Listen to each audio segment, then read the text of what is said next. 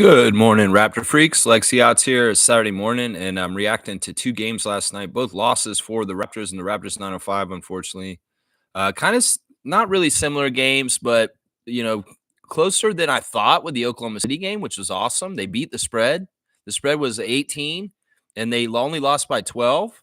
And that's pretty good, honestly, considering our injuries, the level that Oklahoma City plays at, and the fact that we played a mostly very young team last night against them. The outcome of the game and the margin being so small is actually really good. Darko, after the game, said in his press conference that he was really happy with the fight of the Toronto Raptors in this game against the number one team in the NBA, the number one team in the West, the number one the team with the best candidate for MVP, the Oklahoma City Thunder. So Darko's very pleased with a lot of things about last night. Yesterday was an interesting day for the Raptors franchise. We took care of some things that we needed to, like converting Jamison Battle from a two-way contract to a three-year deal, and also giving that two-way spot to Orlando Robinson later on this afternoon for the rest of the year. It's fantastic. I was so worried yesterday afternoon that we were going to cut Orlando Robinson with no backup plan for the backup. And having Kelly traded and Jakob on the injury list right now, that just wasn't be no good. We saw how Holmgren and Hartenstein were last night for the first time paired together. They had not played together until last night, and boy, were they scary as a defensive player. Really, really making it hard for the Raptors to score in the lane, and that's a huge part of why we lost last night. You know, the Raptors like to score in the lane. We get a lot of our points in the paint in our games. We're not the strongest three-point shooting team. We have good three-point shooters, and we did shoot well last night. But last night, we could not get in the paint. Normally, we have like 50, 60 plus points in the paint for a game. But last night, we only had 34 points in the paint because those dudes were causing footsteps, swinging arms, and stymieing, and just making everything real difficult around down there. Really, really crazy. Jamal Shed after the game saying that all of the Thunder have active hands, grabby hands, and they're grabbing. Grab it. Grab all over the place. So the defense of the Oklahoma City Thunder is legit. As Darko put it, is elite. And, this is something we're going to run into. Excellence in the league. A team that was no good a couple years ago, excelling now. Sounds like a recipe for us in the next couple years coming up too. We're going to have an ascension, just like the Oklahoma City Thunder, with a young core and young talent on our team, just like they have on theirs. Yeah, it's crazy to think that the Thunder are the second youngest team in the league, as Matt Devlin put it on the broadcast last night. That is crazy to me. I think we're somewhere near there too, right? We're in the top 5 youngest teams, aren't we? We've got to be. That Utah's the youngest. Oklahoma City is the second youngest. And they're excelling at this point. Man, what is the ceiling for this team? It was such a young core, a young superstar in SGA. Where are they going? Wow. I'd like to see a championship in Oklahoma City coming up in the near future. I'll bet you it will happen. I bet you it will. All right, let's check in with the chat. We'll do the stars of the game. We're going to do all that stuff. You guys, if you want to scout, get the scout in before Nako. If you want to scout. Also, I think I'll do a Reddit today, a Raptors Reddit reaction. We'll do some of the fun segments, classic card, Instagram stories. You know what we do here. All right, Trevor's saying first, we beat, okay, hang on. Did I lose some comments? Okay, here it is. You cannot control how some people will treat you or what they will say about you, but you can control how you can react to it. Yeah, you're going to be fools out there trying to try you and do silly things. Well, do what you can about it, but if you can't, let it go. And honestly, half the time people doing stuff just to get a reaction. So if you want to give them that satisfaction, you give them a reaction, but you don't have to. You could just go on with your life and be like, yeah, this person doesn't matter anymore. So, I mean, words of wisdom to live by. Thank you, Trevor J. Yeah. Blessings to the J family and all the Raptor Freak families out there. How about that, Trevor J? Love to see you in the chat. President of Fun, Commissioner of Fun, Trevor J. Yeah, I got the classic card box is still here, and I'm going to have to fill up the little box again soon because it's running out of cards again. Yeah, Trevor J saying that last night was Chris Boucher's 400 game as a Raptor. Yeah, that's amazing. That is amazing, and that is awesome. 400 games as a Raptor. Chris, I'm so glad you got to see 400 games. There is no telling. You know who you could have more without so many DMPs, but it is exactly what it is and supposed to be. And you know what else it is?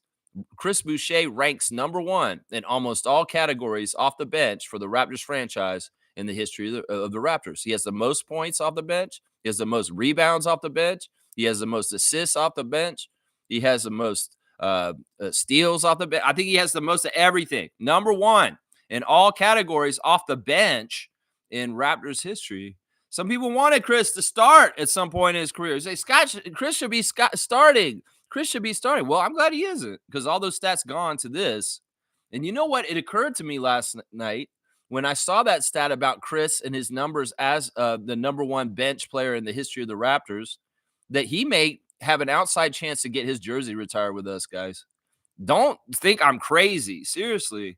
Sometimes good citizens like this, longtime citizens, guys who play for the team for a long time, he has a ring with us. He has accolades with us. If he becomes a franchise leader in certain things, which he is, and he holds them for a long time, he could, seriously, we could put 25 up there. Some people say, what? You can't do that. Then you'd have to retire everybody's number. But you got to understand, there's not just superstar players, groats like Kyle Lowry and DeMar DeRozan and Pascal Siakam. There's also players that are fan favorites, longtime players for the team, and they have their own statistical accolades, like Chris Boucher, being number one in all categories off the bench for the Raptors. I'm just saying, bench players can be getting their jerseys retired if they're fan favorites, they're long time standing on the team, and they're just part of the culture. So Chris has a shot on this. I'm not going to lie. Out of all the people in the history of the Raptors that came off the bench, Chris Boucher has the best chance to get number 25 retired and up in the rafters. It just occurred to me yesterday. I was like, why can't Chris get his jersey retired? If he's going to be a fan favorite, a long time, and a statistical leader for our franchise also. Seriously, you got to give excellence to all levels of your team. You can't just give it to the finals MVP or the starting five. You got to look at your bench rotation and your history too. So I'll plead a case for him, especially if he's going to be with us for a while. I mean, yesterday, Bobby said in the press conference that we love Chris. Chris is a proud Canadian. He really enjoys playing for our team. And we do have visions of him being on our team for extended future beyond now. So that's fantastic. That's fantastic. The general manager of the Raptors, without tipping his cap too much, kind of said, yeah, we intend to try and get Chris back for next year. Yeah, I think that once again, I'll say this, Chris doesn't really want to play for anybody else in the Raptors. He understands his longevity here. His life is set up here. And, he's Canadian. In some ways, some of the pull that some other players in this league would want to go back to the States for whatever reason, that's not on him. He doesn't feel those things. He doesn't feel the need to have to play for a U.S. team like maybe some American players would feel at times. So I think it's very likely that Chris will be back on a very reasonable deal next season, guys. The nods were there in what Bobby said at the press conference. And Chris has also been very open about wanting to stay in Toronto and sign either extension or a new contract this summer. So Trevor's saying we beat OKC in the 3-point shootout, 19-9. We also had 31 attempts. Yeah, I mean, we were talking about this a little bit in the chat last night. It's really not the story of the game, though. That 3-point stuff is whatever. The problem with what you're saying, Trevor, is that the Oklahoma City Thunder did not utilize the 3-pointer as their main weapon. They were killing us inside. They were taking it to us on the inside. And that's the way you can win basketball games. It's like, man, I think you're forgetting that it doesn't have to be so centric around the three, that this league has become so 3-point centric. Well, that's not necessarily what the reality of basketball is to win. If you could go inside and dominate inside and be the powerful team that controls the boards and does all the good stuff inside, you can win that game too that way. And even though we beat them on 3-point shooting, I'm not going to take this as a big, huge victory. A lot of that has to do with the excellence of Dick in battle. And also Scotty was hitting his three last night. But no, I mean, they killed us absolutely inside. They wouldn't let us score inside, and they did whatever they wanted to on the other side, scoring inside. So that's really the story right there. I mean, I'll do the team stats real quick, but I think that your overemphasis on us beating them at 3 is not necessary in this situation. It's probably part of how we made up the gap, honestly, for not being able to score. I mean, it makes sense from what I said earlier. They would not allow us to score points in the paint. Well, we had to shoot more outside, and that's part of what happened. So 41 3-point shot attempts by the Raptors, and we made 19. That's a 46%. That's very good shooting. Trevor's right. And we did beat them at the 3-point line. But that's only one aspect of the game. And they beat us at so many others. They did shoot way better than us overall. They shot 51%. We shot 43% from the field, Trevor. But we shot 46 from three. Figure that out with the math. We shot better from outside than we did near the basket last night. And that's footsteps of Chet Holmgren sneaking up on you. That's long arms swinging around. That's the defensive intensity of Isaiah Hartenstein. So that's the story right there. Business was closed for the Raptors near the basket because we were undersized and underexperienced against the task for the game last night. In fact, we tried Chet a couple times, and we found out real quick you're going to get blocked. If you come in there while he's around there, Jacoby found out, Jamal found out. A lot of these guys didn't read the scouting report. Like Alvin Williams said, you're not going to be able to go in there and do that. So we had to counterbalance by taking more threes, and thank God we made a lot of them. But having a higher shooting percentage from 3-point than your overall field goal percentage, yeah, that means the other team was killing you on the inside with their defense. And that's a big part of it. They got way more free throw attempts than us, and they shot 84% at the free throw. That made up a big part of the difference with us making 30 more points on threes, is that they got 14, half of that back at the free throw line. And we didn't shoot well at the free throw line. We did not take care of our free throws when we got there and shot 63% from the free throw line. And that's no good. 12 and 19, that's no good as a team. So, yeah, our shooting numbers, the only one that's good is the one you're bringing up, is the 3-point shooting. That's the only one that's good. We shot horrible from the field, and we shot horrible from free throw. Rebounds are amazing. Honestly, the way the game looked last night, I thought that they had doubled up us on rebounds or something like that, but actually they only got 2 more rebounds than us last night, which is crazy. I didn't know it was that even. It seemed like they were getting so many offensive rebounds at certain times where we just couldn't get the ball. We weren't boxing out. We needed to do more gang rebounding because when you have a younger, smaller team like that, everybody has to get involved. And Alvin called them out for it in the game. He said, in this kind of game with this kind of size matchup and they're beating us, Shed, Dick, all these guys need to run in there and try and rebound also. And they need to do their part. But you know what? I'm shocked that we only got out rebounded by 2. The way it looked last night, we were getting killed on the boards. But the stats say we only got 2 less than them. That's amazing to me. Assists were good. Darko touted this after the game. He said our assists were good. Our connection was good. There's a lot of things they did good. But in some ways, the talent matchup of the size and the number 1 team in the league and just who they are, SGA, it's just overwhelming. And in some ways, we hung with them and we didn't embarrass ourselves. We didn't look like we didn't belong. So that's good. That's good. In some ways, we hung with them as a team that's not one of the top teams in the league this year with a top team. And that's an accomplishment to a degree. Seriously. They had 7 blocks. And, that a lot of that was Chet. Chet was really crazy with his long arms. Did you notice how Chet stole the ball from Scotty's passes twice? And Scotty was kind of like, what the fuck? And it's like, because he's kind of like Victor. He covers a lot more ground than you think he will. And because his arms are so long, he will reach out and steal passes that you didn't think he would get to. And he did that a few times last night. And there were a couple learning lessons for our young Raptors about the phenomena that Chet Holmgren is as far as his long, lanky ass, skinny, weird ass body. So, there was some learning lessons with Chet last night and understanding his capabilities. And his first game back, he wasn't bad. He didn't try to do a lot offensively. It was really, he was a presence, and he made them feel like footsteps were coming. You know how it is when you're playing basketball. You can't be afraid of guys coming to block you, but you have to against Oklahoma City because they were literally coming to block them. And you hear those footsteps, you get a little nervous, and then all of a sudden you're flubbing bunny layups. You're missing shots that are near the basket because you are getting stymied by that defensive presence that's around you, or you're even just afraid of that defensive presence that's around you. It screws you up.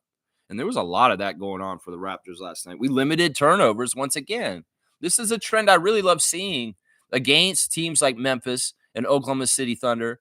that we did not get an overabundance of turnovers, a very reasonable amount of turnovers against a very tough defensive team. That's an accomplishment. That's a really good thing, honestly. We had the same amount as them, only 12 turnovers. And this could have been a 20 turnover game for the Raptors. Real easy with the way the Thunder are so aggressive and prying and trying to get shit. I know Lou Dort being in the game might have added to these. Seriously. Lou Dort was out there. Yeah, points in the paint absolutely destroyed. That's probably the key stat of the game. 60 points in the paint for the Thunder, 34 points for the Raptors. And normally the Raptors are the ones getting 60 points in the paint because they like to operate down there and not so much emphasis on the three-point shot. So it's a flip. And in some ways, we did really need Grady and Jamison to shoot those threes very effectively last night to try and counterbalance the deficit from the paint because they could do whatever they wanted in the paint on both ends. And they were stopping us from doing nothing from down there and even effectively stopping them.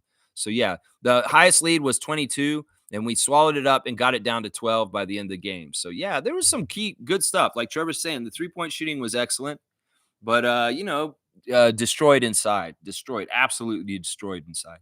Trevor's saying Ingram's going to be wearing number 3 as a Raptor. Yeah, Brandon Ingram's going to wear OG Anunoby's number 3 from back in the day.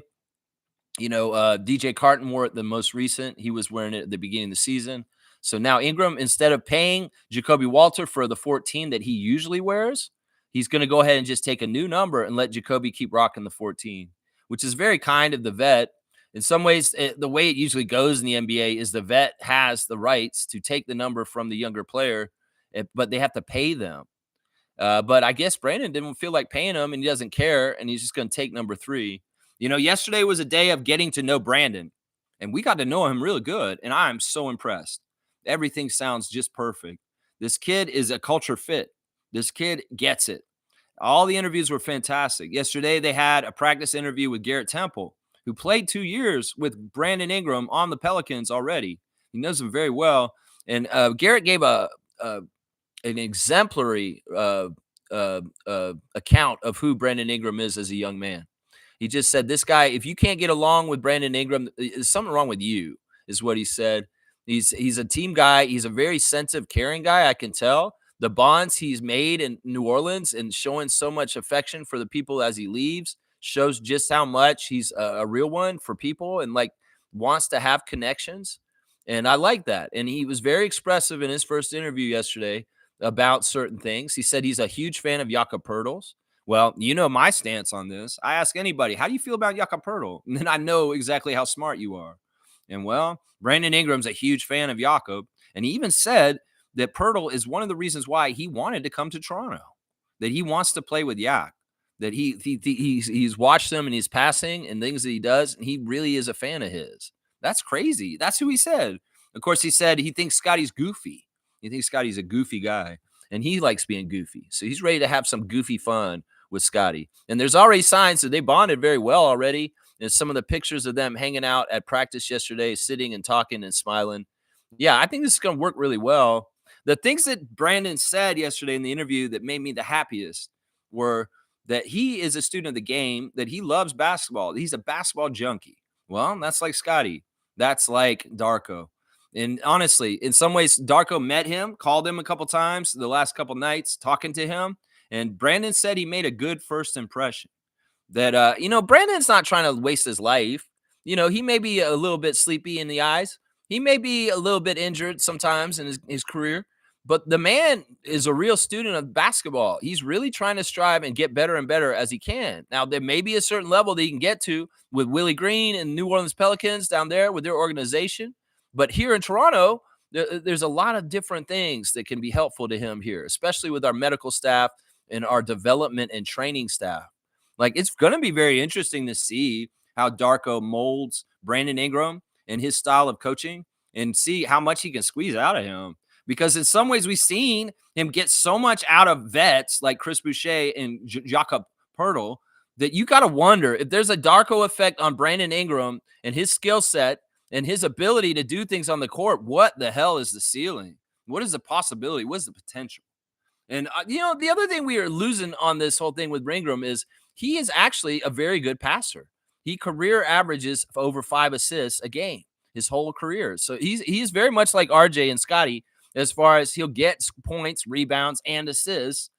And that's the thing he said. He's like, Scotty likes to pass. I like to shoot, but I also like to pass and I like to find my other teammates. So I think he's going to fit in really well. I will say this: Brandon Ingram's numbers are probably going to go down. He won't have the crazy high stats, but he may on certain nights take over and be absolutely crazy. But I think overall his numbers are going to go down, but it's because it's fitting in with the team scheme and not being so overly important and coming in. And in some ways, Emmanuel, RJ, Scotty, they all have to balance this themselves. So it'll be interesting to see how Darko fits Brandon with everything. That's his job. And he's going to figure out the duties and what he wants them to do. But I'll tell you this right now, when they kept showing Brandon on the bench, he was smiling a lot last night. Being on the inside, watching the Raptors from the inside, he could tell some things from the outside about us. But coming in and into the fold and being on the inside now and talking to Masai, talking to Darko, talking to Scotty, he can see just what we've got going on here. And I think he's giddy about it. In some ways, I think he's very, very giddy. In some ways, don't be surprised if this guy comes back sooner than you think, because he may be very much excited to try out playing with his new teammates under his new coach in his new city. Because seriously, he's a basketball junkie. He wants to develop. He wants to get better. Why you want to sit on the pine and wait? He wants to get out there and do it. And well, hopefully we can figure out his ankle sooner than later. I expect him, hopefully, to be back immediately after the All-Star break. It would make sense to kind of not bring him back and really assess his medical in the 3 games before the All-Star break right now without him playing, but bring him back immediately after the All-Star break with everybody else into the fold right afterwards. I think that if they could aim for that with his health and ramping him up and trying to get him back, that would be ideal, is if we could get him immediately after the All-Star break. But I'm excited. He said everything right. And they asked him, it's like, what did they tell you they want to do here in Toronto? He said, they want to win. They want to win. They want to do what we came here to do in this league. Why do we even play? This is what we want to do, is what Brandon said. I mean, seriously. Yeah, there's no stank nation in Brandon. These guys want to win. Now, Bobby, he may want to stagnate a little bit. It's going to be weird. I hope that the Raptors give an earnest ability to Darko with allowing guys to be healthy and play so that we can try and win as best as we can for the rest of the season. But I could also see them doing some of the cheesy shit they did last year with certain things, with not having as good of a team. Like, Jakob being out right now really does make it so we're not going to win. Seriously, that's how easy it is. Jakob on the injury list, well, Raptors are probably going to lose, because statistically that's true. Every time Jakob has been out, we've lost the game. This year, seriously, every single game Jakob's been out, we've lost. So there are certain ways they can kind of manipulate whether we win or not. Now, I want these easy teams to go out and earnestly try and beat them. All I'm asking Masai and Bobby and Darko is, can we get 10 wins by the end of the year? I just want one more win than last year. You do 26 wins, I'll be happy. We had 25 last year. I want to see a 1-game improvement for this year. And in some ways, that'll be very, very much of an accomplishment, because in some ways, for the half of the season last year, we had Siakam, Anunoby, and Precious and those guys. And in some ways, we should have been better last year than this year, considering the team and the stuff like that. But if we can get 26 wins, I'll be happy. I'll be happy. Can we do 26 wins? That's right. That's right. Tristan's saying, real. Good morning to you, Raptor Freak Tristan. He's saying, how many consecutive streams? Laughing my ass off. Well, I went and looked because I saw your comment, and we're at 1,245 streams today, consecutive days that Raptor Streak has shown up at 9:30 in the morning or at some point in the day. I have not broken my streak. It's 1,245 days as of today. Yeah, 1,245. Yeah. Yeah, I guess when we get to 1,500, maybe we do that milestone. That'll be in the next year. Or maybe we just wait till 2,000. I don't know. But yeah, thank you, Tristan. And it is an Iron Man streak at this point. Call me the Mikal Bridges of Raptors YouTube streaming. Yeah. 1,245 is the number. That's right, 1,200. Isaac's got me on blast. I love it. Yeah, Fiercely saying, good morning, fam, and happy Saturday. Good morning to you, MJ. I hope you're having a great weekend so far. And yeah, things are bright and positive in the Raptors world. And, one of the things I want to tell people right now, because I was talking about this in the stream, this move to get Brandon Ingram is very much a Kawhi move. This guy is really good. He is a talent level that's closer to Kawhi than most of the players that ever played on the Raptors. He has the ability to do Kawhi-like stuff. He won't be exactly Kawhi, but he can do things that are very, very powerful at a high level of talent that will be able to help us in certain ways. And the other thing is it seems like he's going to be here longer than Kawhi. I hope so. Kawhi was a 1-year rental, and we got a championship out of it. So if we get a guy who's just incrementally less as good as Kawhi, which because that's not that far off, seriously, people listen to me right now. Y'all know how good Kawhi was for us in 1 year on the Raptors. We got a championship. He was the Finals MVP. Now, listen to me. I'm telling casual Raptors fans right now, people who do not understand basketball totally, and they're just fans and they love the team. This is close to a Kawhi move. This move will have reverberations on our team with excellence and winning and talent level rising up because Ingram's just like that. Now, he may not be the level of Kawhi exactly, that high level, but he's somewhere closer to it than the other. And the other thing is, well, if we get him for longer than Kawhi, well, that's an amazing thing. Seriously, this is a really big deal that we just did. And the fact that he's bought in and he sees a long-term future with us and that they probably already worked out how they're going to do his contract to extend him past this season, this is really, really good, guys. This is going to expedite us getting closer to Larry O'Brien in this process of our rebuild. And some people say, oh, this is skipping steps or, oh, this is going too fast. No, I don't believe that because our team is advanced. And in some ways, this team of rookies and young players that we have may other teams may need a couple years to season them and get them more experience, but our team's advanced. These guys are learning it so quick. They don't even act like rookies. They really don't. We're running teams out there last night, 4 rookies and Grady Dick, Jamison Battle, Jonathan Mobo, Jacoby Walter, Jamal Shed, and Grady Dick took the floor last night. And that is a young ass team with hardly any experience. And they were fine. They honestly didn't look outplayed by the Thunder at those times. They were outsized, but they played a very, very strong energy and really, really took it to them and matched them and fought them even though they're undersized and youth. It's crazy. It is so crazy. So yeah, we're gonna find out more and more. Lex is gonna say it now, and a lot of people that know the NBA know about Brandon Ingram, but we're gonna find out more and more over time just how Kawhi-like this guy could be for us with clutch, carrying us and scoring, and then on the down low also, he's gonna be a pretty good defender for us too, guys. It's great to have the length of him and way he plays because he's like we said, he's going to slot RJ down to the 2 spot. And we're just going to become bigger. Bobby said this in the press conference yesterday that we're more flexible and we're bigger now with Brandon Ingram on our team because we can do different looks. And, it may be that there's different squads and they're not always playing all together, the BBQ, IBBQ. There's going to be different times and stuff like that, different parts of the game where RJ is going to be doing this in this part of the game, and then Scotty may be doing this, Emmanuel be doing this, Brandon doing this. It's going to be like that. There's going to be different times and different squads, and it just makes it easier for Darko to have high level talent on the court at all times. Let's just put it that way. You add a number 2 pick in the draft out of Duke, a former All-Star, a guy who's averaged over 20 points, almost 25 points a game in his career. That's a really good thing to add to your team. Oh my gosh. Jimmy Pope's saying, I'm liking the development though. I am too. And I mean, Darko's gotten the memo, unlike Nick did. Nick didn't get the memo about development and playing young guys. And well, Bobby said in the morning, and well, Darko executed that at night by playing the young guys like crazy against the Thunder. And it's like layaway. You pay it forward for the experience now. Even if you lose now, the experience is so valuable in the years to come for a young core going up against the Thunder and matching up against them, learning about Chet firsthand. Learn about Chet firsthand. I love Jacoby blocking Chet and then getting blocked by Chet back. It's just learning the matchups, learning the personnel, learning just how tough certain teams are to play. And the Thunder are definitely a tough team to play. Tough team to play. I love seeing Lugetz with the exposed jersey on the bench.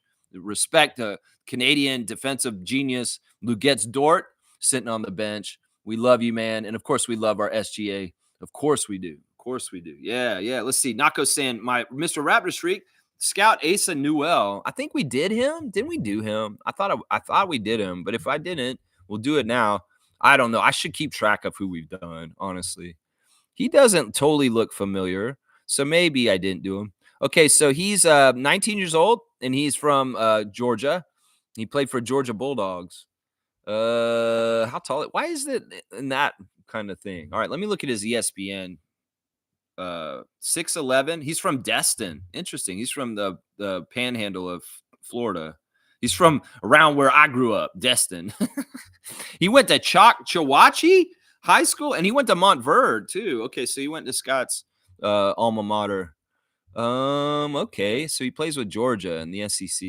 All right, all right, and he looks like he's a power forward, if not a center.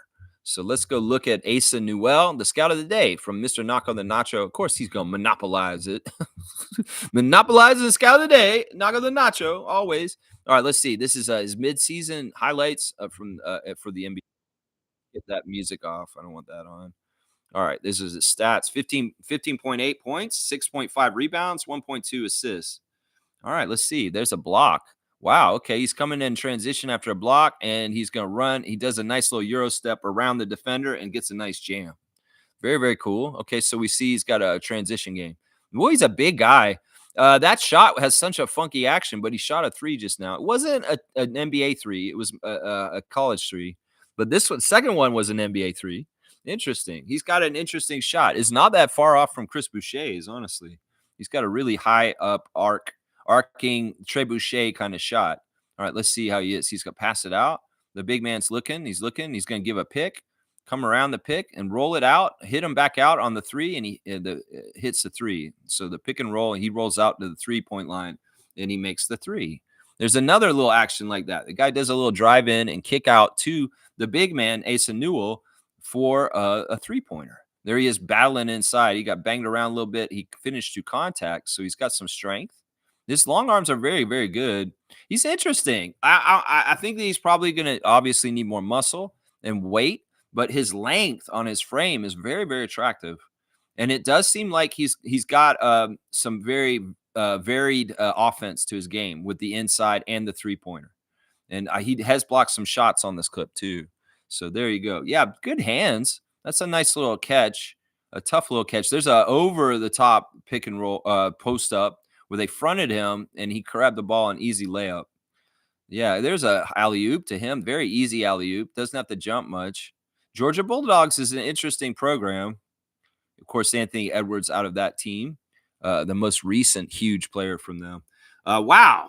Okay. You know, I like this kid. I like this kid a lot because he's in the right position that I want, Nako. Where is he? He's projected in the mid-first round, isn't he? He's a mid-first rounder, right? So he's probably going to be in the teens, Asa Newell. But I like him. He's got a motor. He's got length. And he's got a varied offensive skill set. For a guy his size, that's very attractive. Very, very attractive. So I'm going to give a thumbs up on Asa Newell. I like what I'm seeing here. In some ways, he reminds me of Jared Allen. Maybe it's the hair. In some ways, he kind of reminds me of Jared Allen. He's not as tall, but in some ways, he looks like he could probably do some of the same stuff he does. You know, his 3-point shot's probably better than most guys at his position because his three doesn't look bad at all.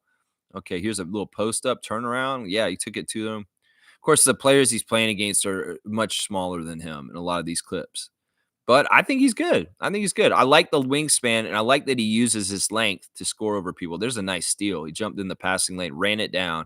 That's what I'm saying. A big man that can do that kind of stuff is always valuable if they can get steals and run down dunks down the other end. All right, Asa Newell, definitely somebody I like.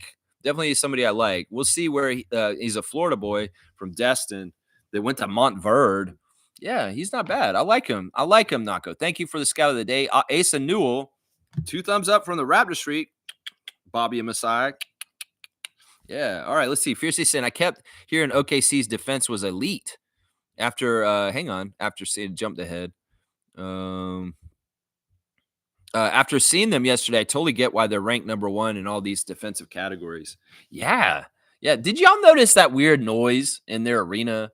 Like they have an organ player and he's playing like weird sci-fi noises from like a really weird, trippy Star Trek original series episode. It's very weird, man.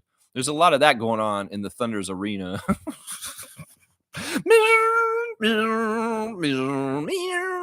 It was weird. It was like aliens were landing or something. It was very weird.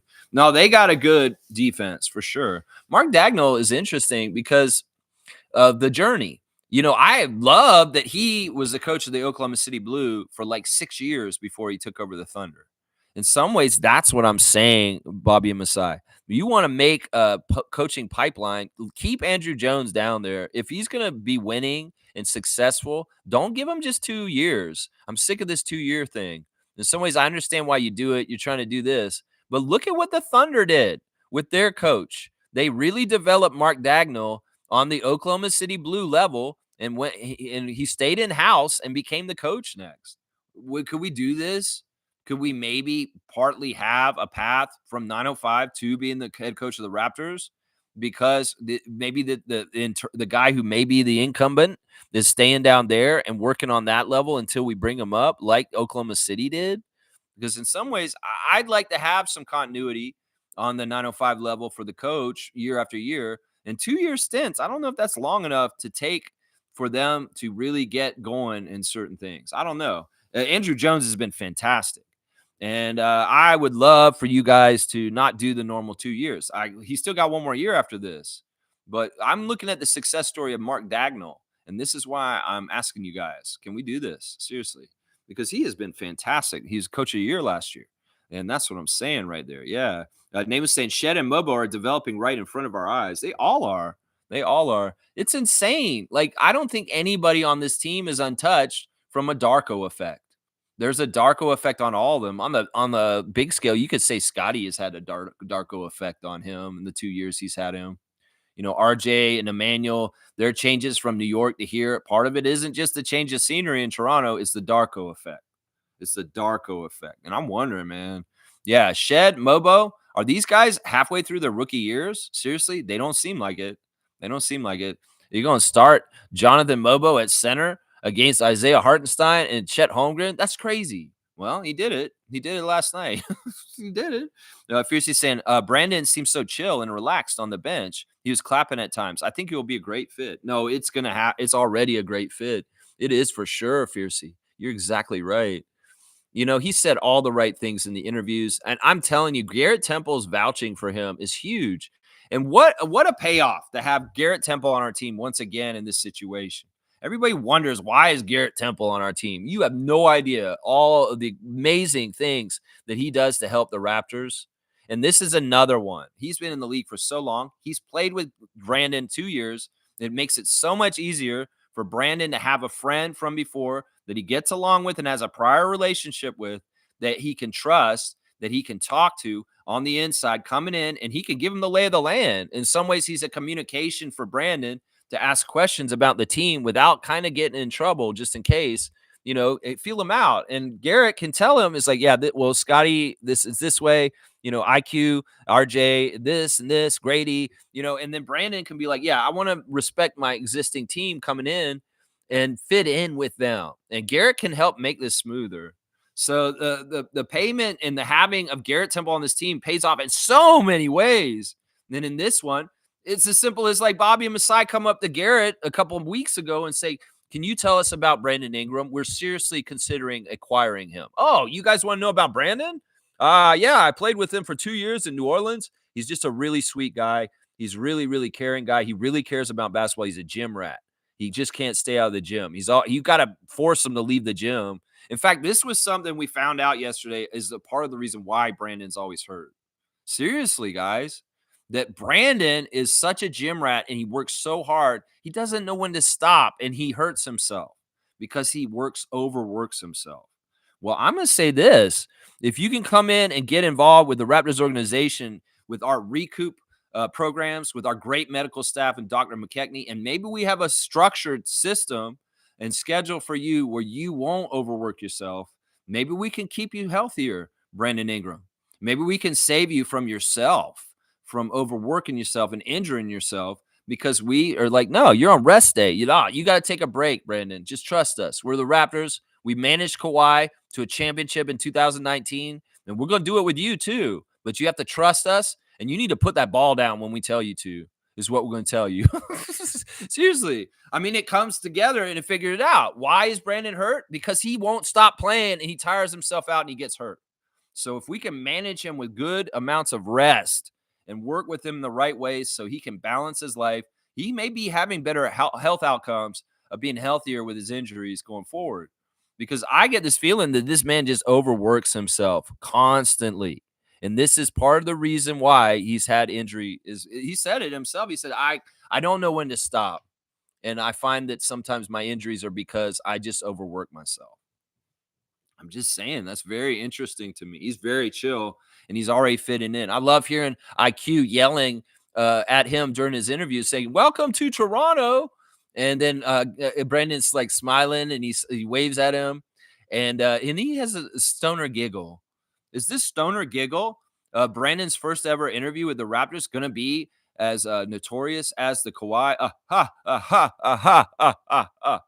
Because in some ways it was like that. Y'all, if you don't smoke cannabis, if you do not understand what a stoner giggle is, go watch Brandon Ingram's interview from yesterday.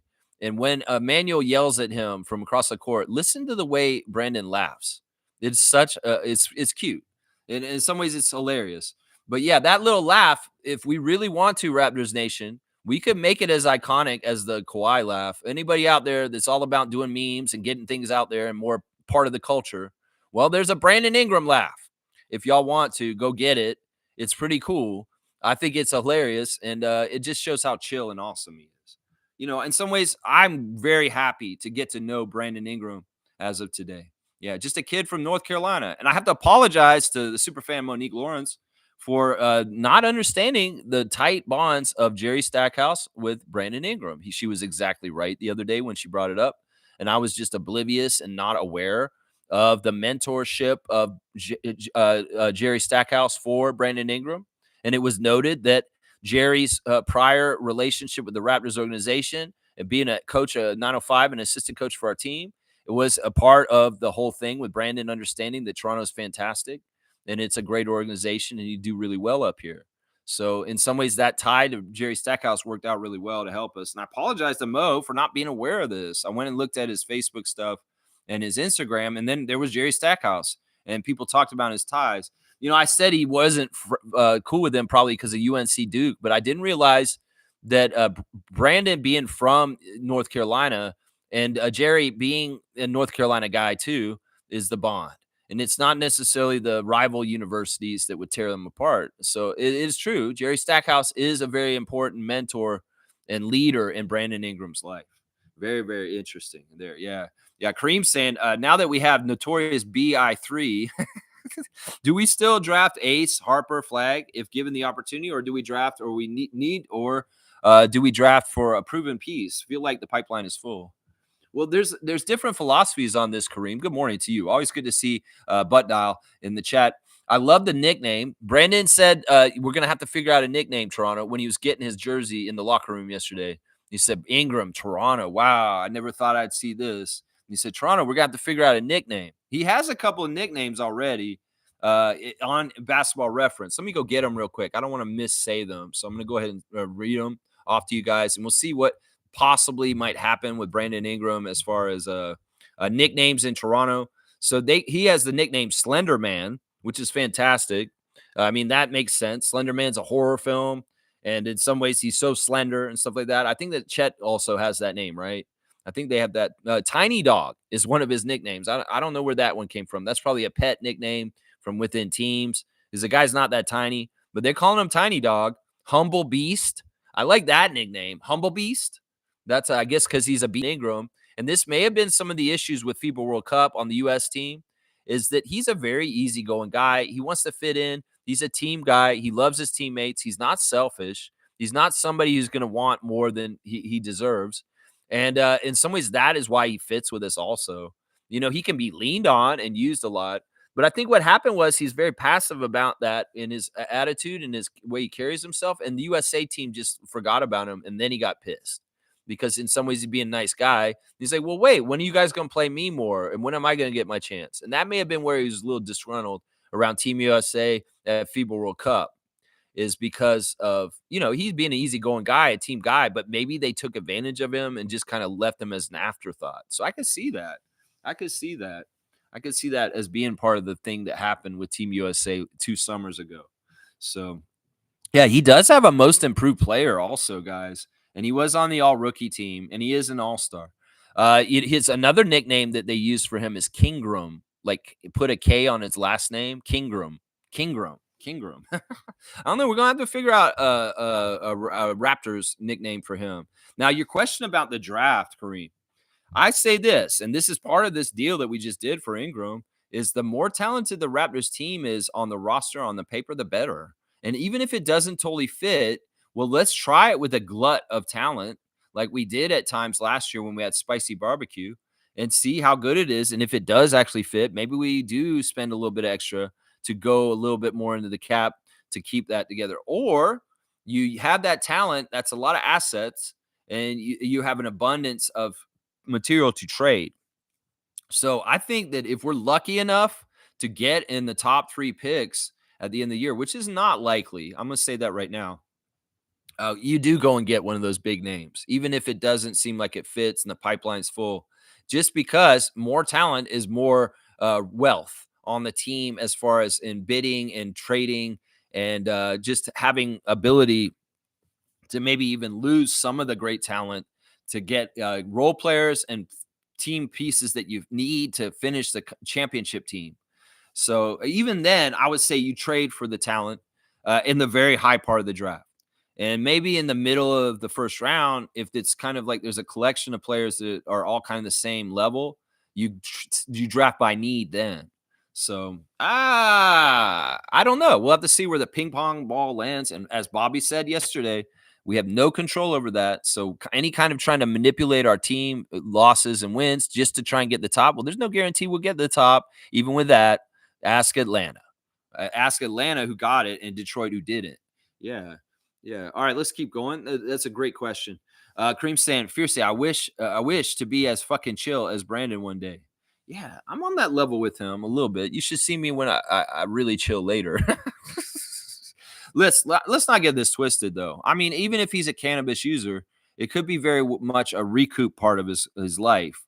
And I'm going to say this right now, Brandon Ingram. I just want to see him get out there and give him a chance. There's no telling. It could be that he isn't going to work here for some reason. It could be that he is kind of half-assing things here because he doesn't totally take it seriously here. But I hope not.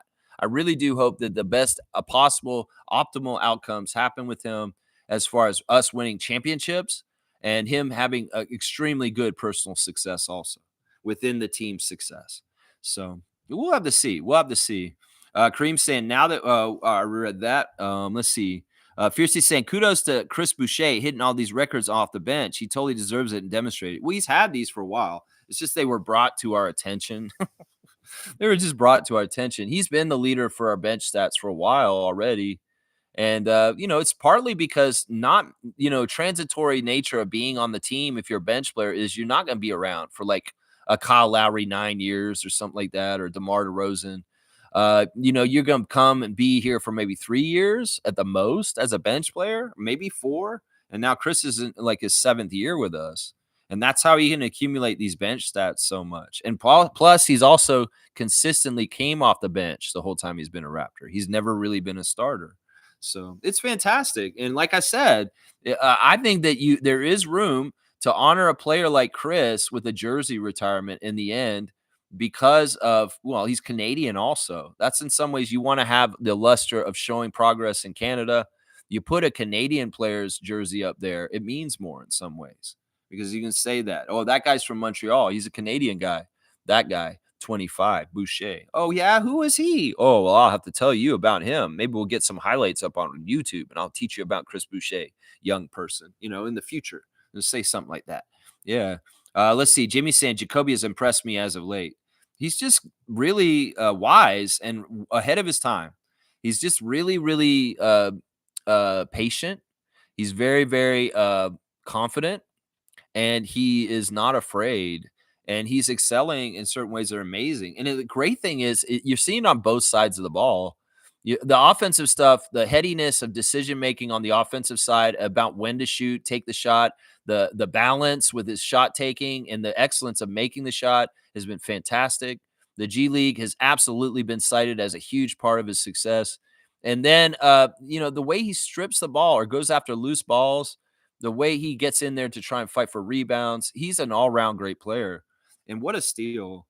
This kid is actually a top 10 draft pick. He should have been in the top 10 last year. And the fact that he fell to 19 and to us on that Siakam deal trade pick, that's so amazing, guys. It's like, once again, the Raptors really know how to get these guys that slip that are really should be top 10s, whether it's Grady at 13, Jacoby at 19. These guys are top 10 draft picks. I'm sorry. And the Raptors got them in the teens. And that's fantastic. That's absolutely fantastic. Jacoby Walter was a top 10 pick. I'm sorry.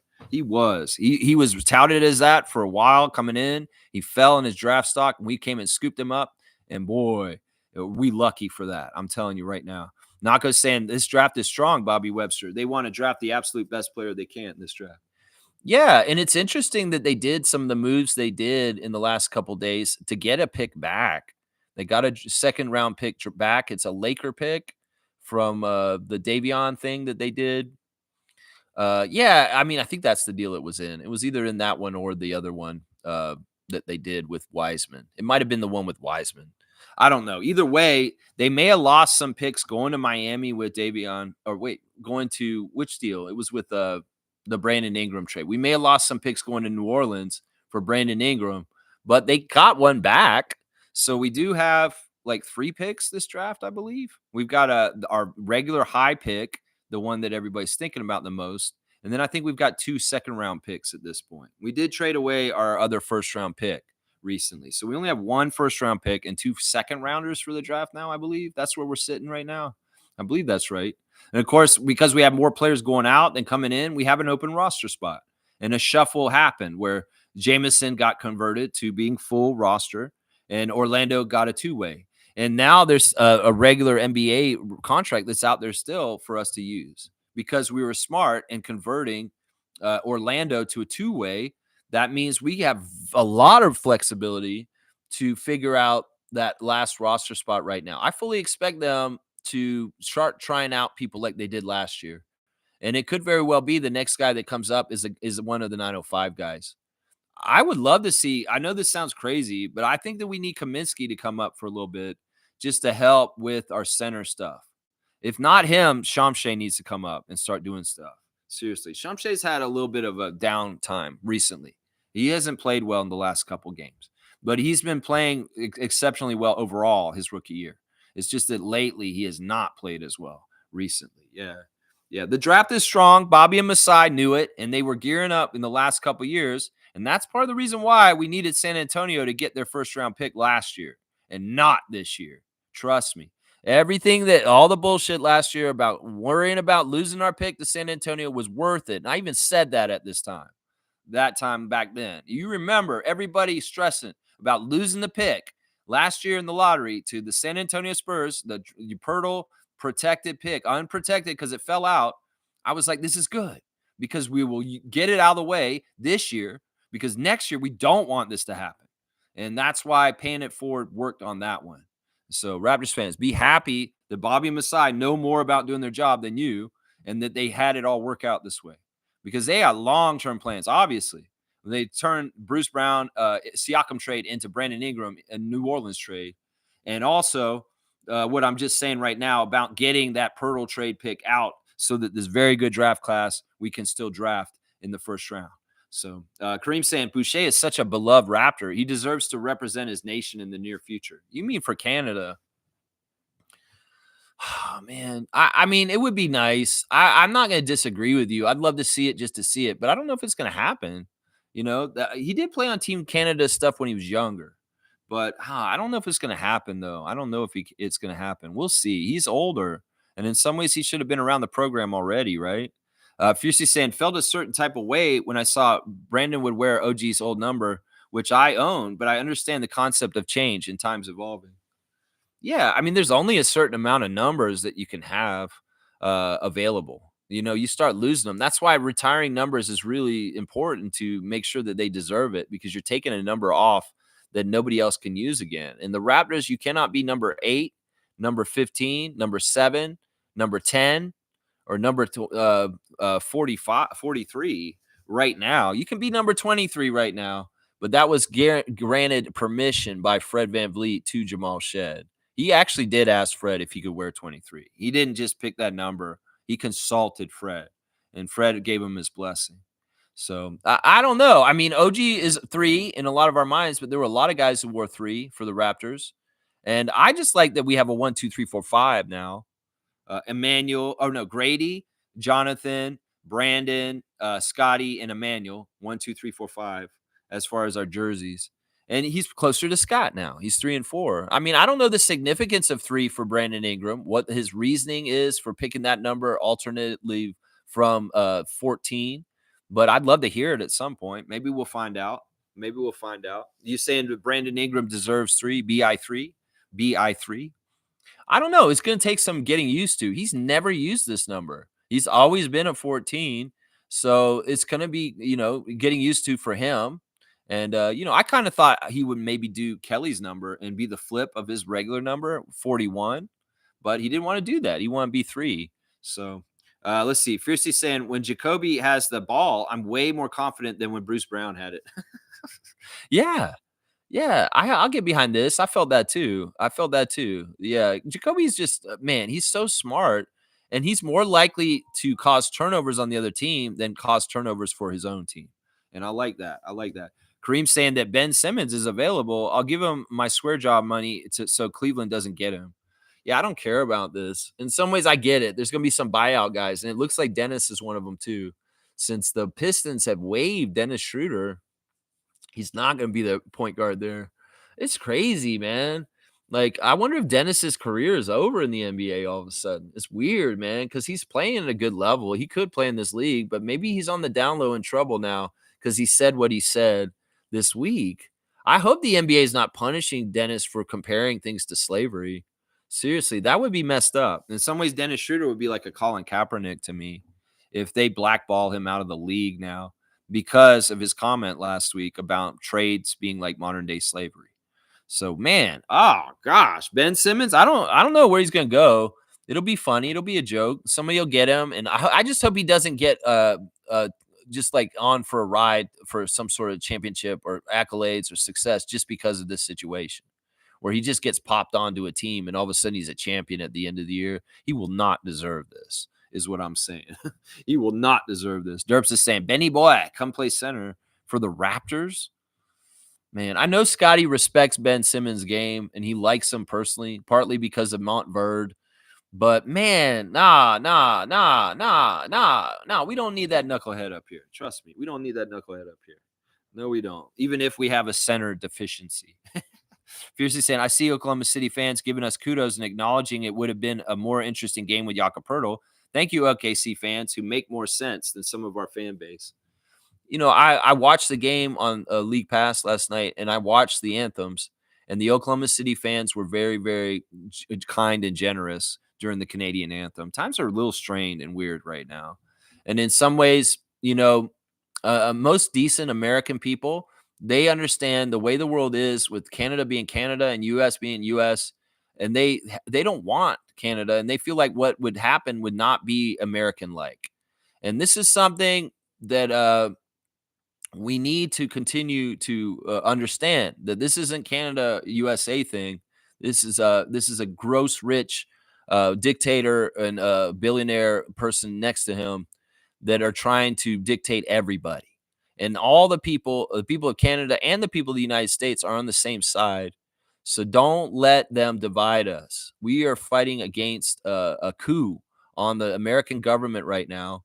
And most sane, rational, smart Americans understand what democracy means. And taking the democracy away from Canada is not an American-like action, is what I'm saying. So in some ways, I was happy to see the support and the love for the fans for the Canadian anthem yesterday before the game in Oklahoma City, because that's the heartland of the United States. And some of those people there, they were very respectful, and I give them appreciate that. And we've stopped booing their anthem because the tariff stuff is over. But yeah, the Oklahoma City fans, well, they got it good right now. It's real easy for them to be kind of nice to other people because they're like tops in the team, tops team in the league. So yeah, respect the Oklahoma City and their fans. And I honestly hope y'all win. Seriously, if there's Thunder fans that are watching me right now, this Raptors fan would be very happy if y'all won the championship this year. It's much better than a Celtics repeat. So go on and get it, SGA, Canadian that we love up here in Toronto. Seriously, go get it, Lou Dort. Go get it, Isaiah Hartenstein. That's right. And make the Knicks fans feel bad. Tristan's saying, game kind of hard to watch. Sometimes I turned it off a couple times only to turn it back on 20 seconds later. The thing about it is that, at times we were outmatched. Like, they really could do what they wanted to. But that's what I'm saying. Darko's saying that we had to fight to hang with them and not let it be a complete blowout. That really is hard to do because, honestly, they could have blown us out by like 30 or 40 points last night. But we matched them with energy and didn't give up. And that's what Darko's really proud of his guys. We lost, but he felt like it was a good game last night because we played a very high caliber team and matched them, even with a team that was short staffed and inexperienced. And that's what I'm saying. Like, we were obviously, I'm sure, Tristan, the part that was hard for you to watch was us getting dominated left and right on the boards and with size. And our guys just not being able to make anything on the inside. They really did hear footsteps and they bungled a lot of layups and a lot of very close shots that normally would have gone in. And that's the factor of Hartenstein and Holmgren kind of lurking around.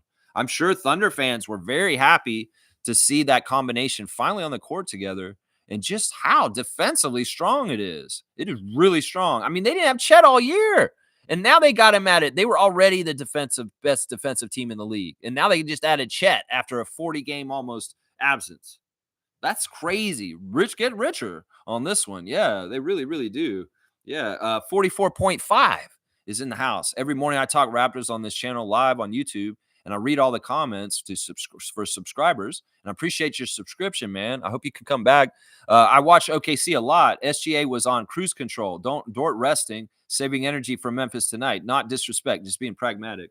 Well, I mean, if we really want to do this, and we can do this with other teams when we talk about this. Yeah, we didn't have Pirtle. We didn't have Barrett.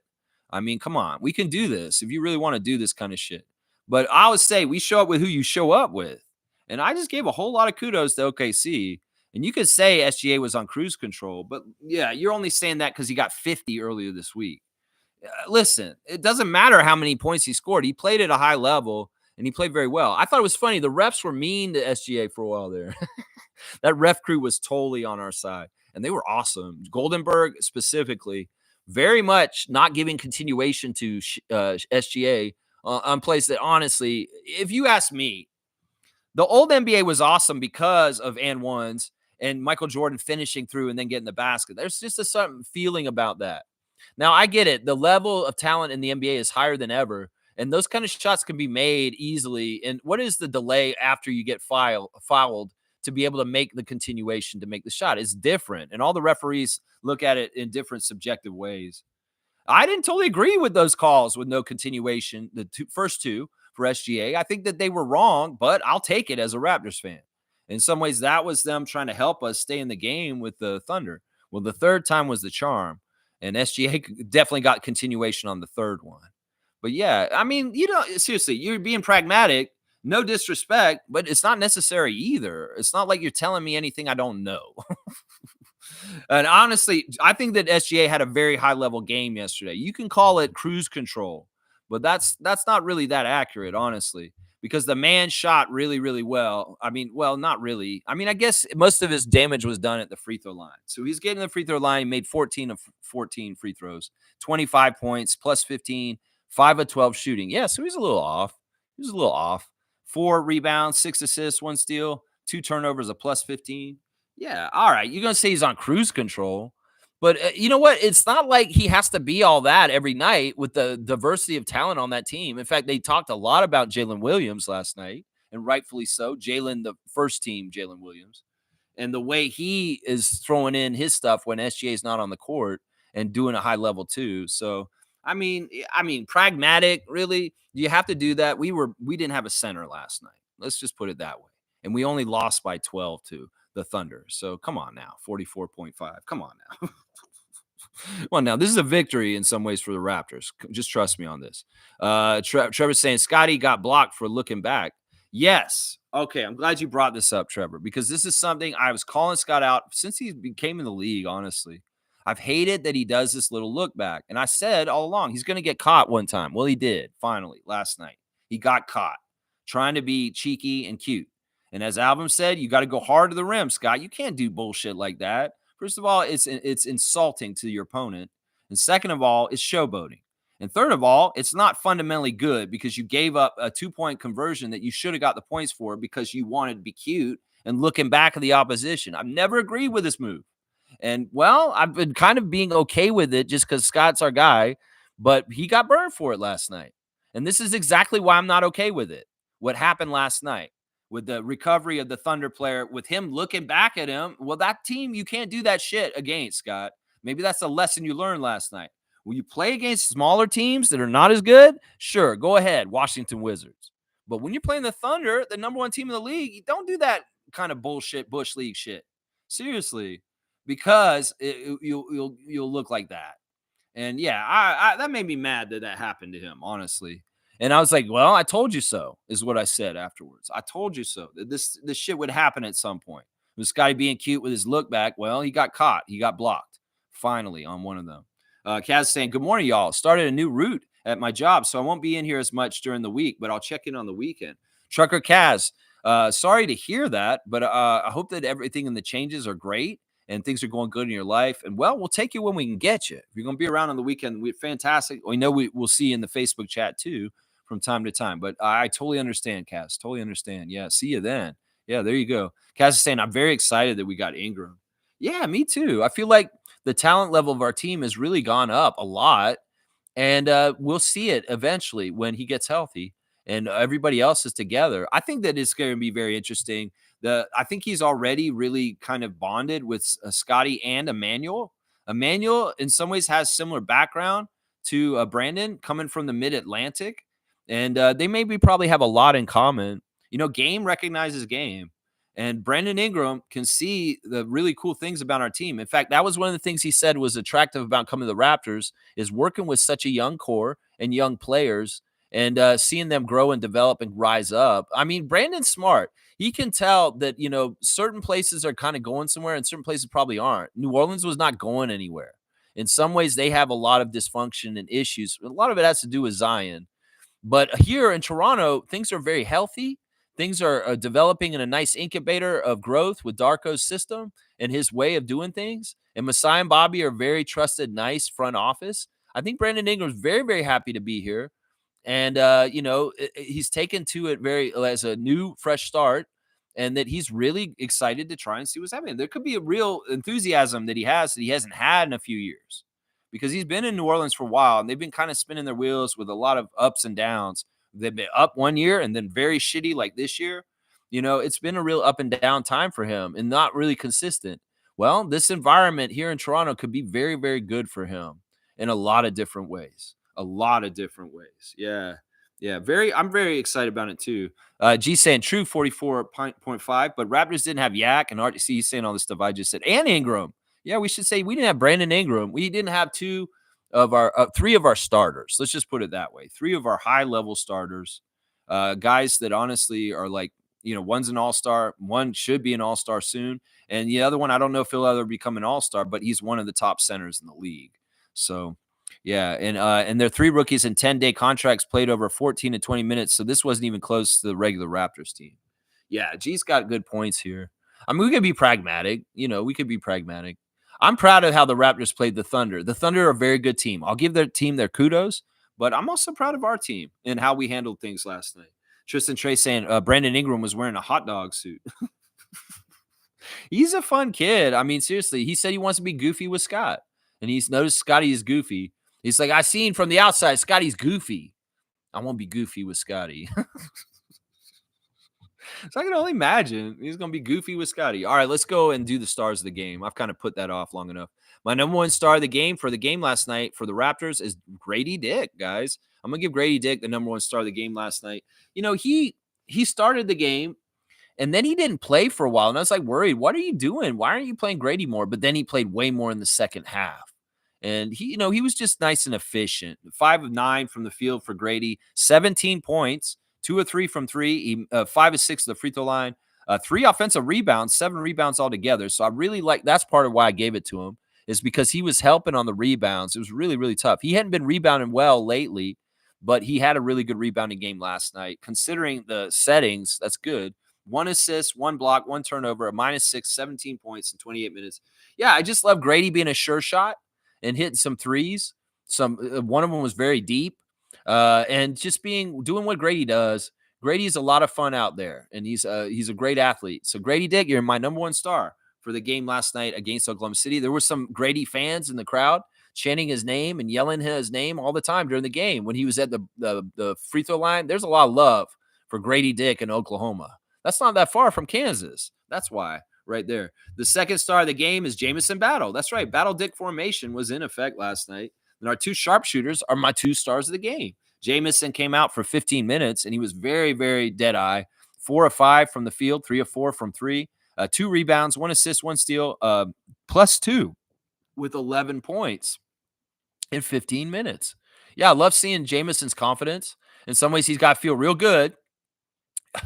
Look at where you came from, Battle. You were a summer league invite, and you have parlayed this into a 3-year contract with the Raptors as of yesterday. Fantastic success story. Jamison, keep striving. I can see you're getting your body bigger, and you're doing more on the defensive end. But yeah, keep doing the things you do. And the other thing I like is like Jamison, if he gets chased off the line, he's very capable at driving into the lane and making a little floater with one hand, like he did last night. He chased him off the 3-point line. He gets into the middle of the lane, and he makes a little one-handed shot, a push shot in the middle of the lane. So, yeah, Jamison Battle, my second star of the game. My third star of the game is going to be Jacoby Walter. Jacoby also very excellent, as some people have already noted in the comments this morning. 12 points in 23 minutes on 5 of 9 shooting, 2 of 5 from 3. He missed his only free throw, 2 rebounds, 1 assist, 1 steal, 1 block. 1 turnover, a +6, the highest plus minus on the team. So when Jacoby was on the floor, we won on the court last night, +6. So yeah, and Walter got that block on Holmgren. And a couple of threes and the very measured shots and scoring in double digits for a string of games now. That's all good stuff. Honorable mention to Scotty Barnes. He was our leading scorer with 21 points in 34 minutes, 8 of 20 from the field, 4 of 6 from 3. I love seeing Scotty hitting the threes. 1 for 2 at the free throw line, 5 rebounds, 4 assists, 3 steals, 4 blocks, and 5 turnovers. Scotty's interior defense has really stepped up recently. He's extremely active. He's getting after it. And wow, Scotty is really becoming fast, one of the best defenders in the league right now. He really is starting to be like that. And he's going to get more notice for this, seriously, the way he's working on the defensive end. So a good balanced game. He's pretty good from 3, really good on defense with the blocks. Maybe we could have used a little bit more rebounds and maybe shooting just a little bit better, Scott. But otherwise, mostly good. Jonathan Mobo, another honorable mention, starting at center, 4 for 8 from the field, 2 for 2 from 3. The 2 threes by Jonathan were just awesome. 4 rebounds, 3 assists, 2 steals, 10 points, a -3 in 28 minutes. Jonathan and Scotty out there together, there's a synergy that has been built since they were children. And in some ways, it's like funny to see them lining up from across each other on the foul line, talking to each other. And who knows, they may have code that has been used by them for like a decade that they can use short form words and talking and communicating with each other. That's just a perk and a bonus of familiarity. The Jonathan Mobo being a childhood friend of Scotty's, don't get it twisted. There's all kinds of easy ways they can communicate with each other. Some of it may just be with a look, and they don't even have to say a word. So that synergy and that connection, you can see it. And I really love that one play Scott did with Orlando where he called it. He took him aside and he whispered in his ear and he told him what he was going to do. And they flawlessly executed it. It was a play where both of them, as the 2 biggest guys on the Raptors team, he dribbled up the court fast and Orlando gave him a little pick at the top. And then they both rolled towards the basket with full force. And Scotty got a layup, but Orlando was on the other side of the hoop to collect a possible miss for a putback. That was such an aggressive move. And that was totally Scotty Barnes QB play calling and telling Orlando in that coming up the court. You know the play I'm talking about. Well, he talked to him for a second and he said, yeah, this is what I'm going to do. And they executed it flawlessly. And Scotty was really aggressive in that moment. I love that. I love that so much. Emmanuel had an off night last night. Now, Darko gave praise to IQ for his assists last night, but he really didn't have a good game with the turnovers and shooting.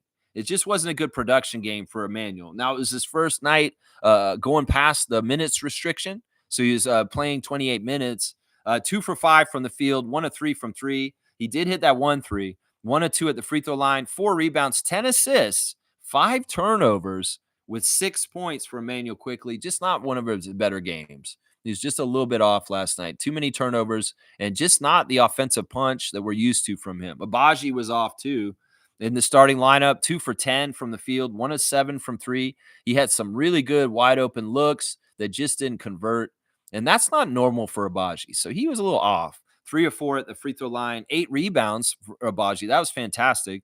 1 assist, 2 steals, a minus 25. The worst plus minus on our team last night was Abaji with 8 points in 30 minutes. Chris Boucher came in. He's another kind of honorable mention. 4 of 9 from the field, 3 of 7 from 3. He was adding some of those great 3-point shots to our total for threes. 2 rebounds, minus 9 with 11 points in 15 minutes. And Orlando Robinson, 17 minutes, 2 of 6 from the field. He took a 3, he missed it, but then he took a shot just within the 3-point line and nailed that one. And I'm like, all right, Robinson, take those inside the 3 shots for a little while, and then you'll extend your range afterwards. Because I'm more confident with you just inside the 3 than you jacking up threes because your shot don't look right from the outside the threes. You're not a 3-point shooter yet, but you could be one. Just start working on that where you're making it in the last game. But yeah, step back out. Eventually you'll get there. 2 for 2 at the free throw line, 3 offensive rebounds, 5 altogether, 4 assists also for Orlando, 6 points, a minus 5. Yeah, we could have used more production from him. In some ways, I wish he had started. I do. He has more experience than Jonathan, but I guess in some ways they want to give Jonathan the start and the kudos for that. I get that too. I don't know. In some ways, I would have started Robinson last night at center. I would have. Shed 22 minutes, 3 of 10. He didn't shoot that well. 1 of 3. He missed both his free throws. 3 rebounds, 6 assists, 0 turnovers, 7 points, and minus 13. Yeah, not the best game by Shed, but he's out there playing. And he said after the game, this is a big vote of confidence for me from the team. That's what they're saying, the press to him. He said, yeah, it feels good to be believed in. That Davion's traded now. And I'm going to take all the lessons that Dave gave me, and I'm going to go forward with them. And it's really nice knowing that if I need to, I can call him on the phone and talk to him at any moment as a mentor. He'll be there for me. So Shed is going to continue a relationship with Mitchell, even though he's on the Miami Heat now, as far as somebody he can talk to. So, yeah, that's the Raptors box score there. DMPs for Garrett Temple. The other side, it was interesting. Chet didn't really have an offensive game, but he got 4 blocks and he was a plus 22, the best plus minus on the Oklahoma City Thunder. He's going to very much help them in this stretch run for the rest of the season, getting to the playoffs. And man, the Thunder are really looking good. And I really do feel like they're going to go very, very far in the postseason. I really, really do. I like their team a lot. I like their feel to them. I mean, Chet is not a player I really like, but most of the other guys, I like their personality.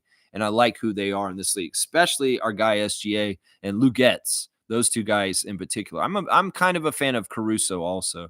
Caruso's a weird guy, though, in some ways. He's a weird guy. And Jalen Williams, I like the all-star Jalen Williams. Now, the other Jalen Williams guy off the bench, he's bigger than I remembered.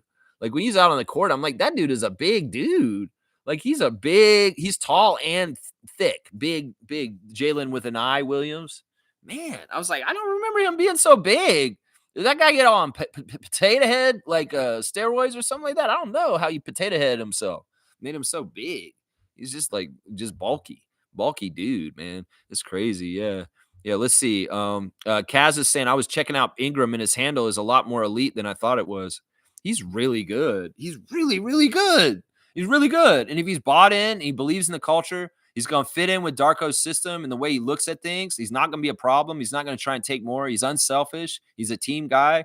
He said all the right things. He said, "I want to see everybody do well and win on this team. I want to see everybody do well." He sounds like he's exactly what we need as far as fitting in the culture and the way we already look at things with the guys who are already here. I think he's going to fit like a glove, and it's going to be really, really fun to see how Darko utilizes him in the schemes and what he wants to do because it really is true. He is extremely talented. He can shoot threes. He has all kinds of mid range. He can attack the basket. He's an underrated defender, honestly, guys, and he's also an underrated playmaker. And in some ways, that's going to be part of the balance. Sure, Scott may want to pass it to other people more because he's not as aggressive to score for himself.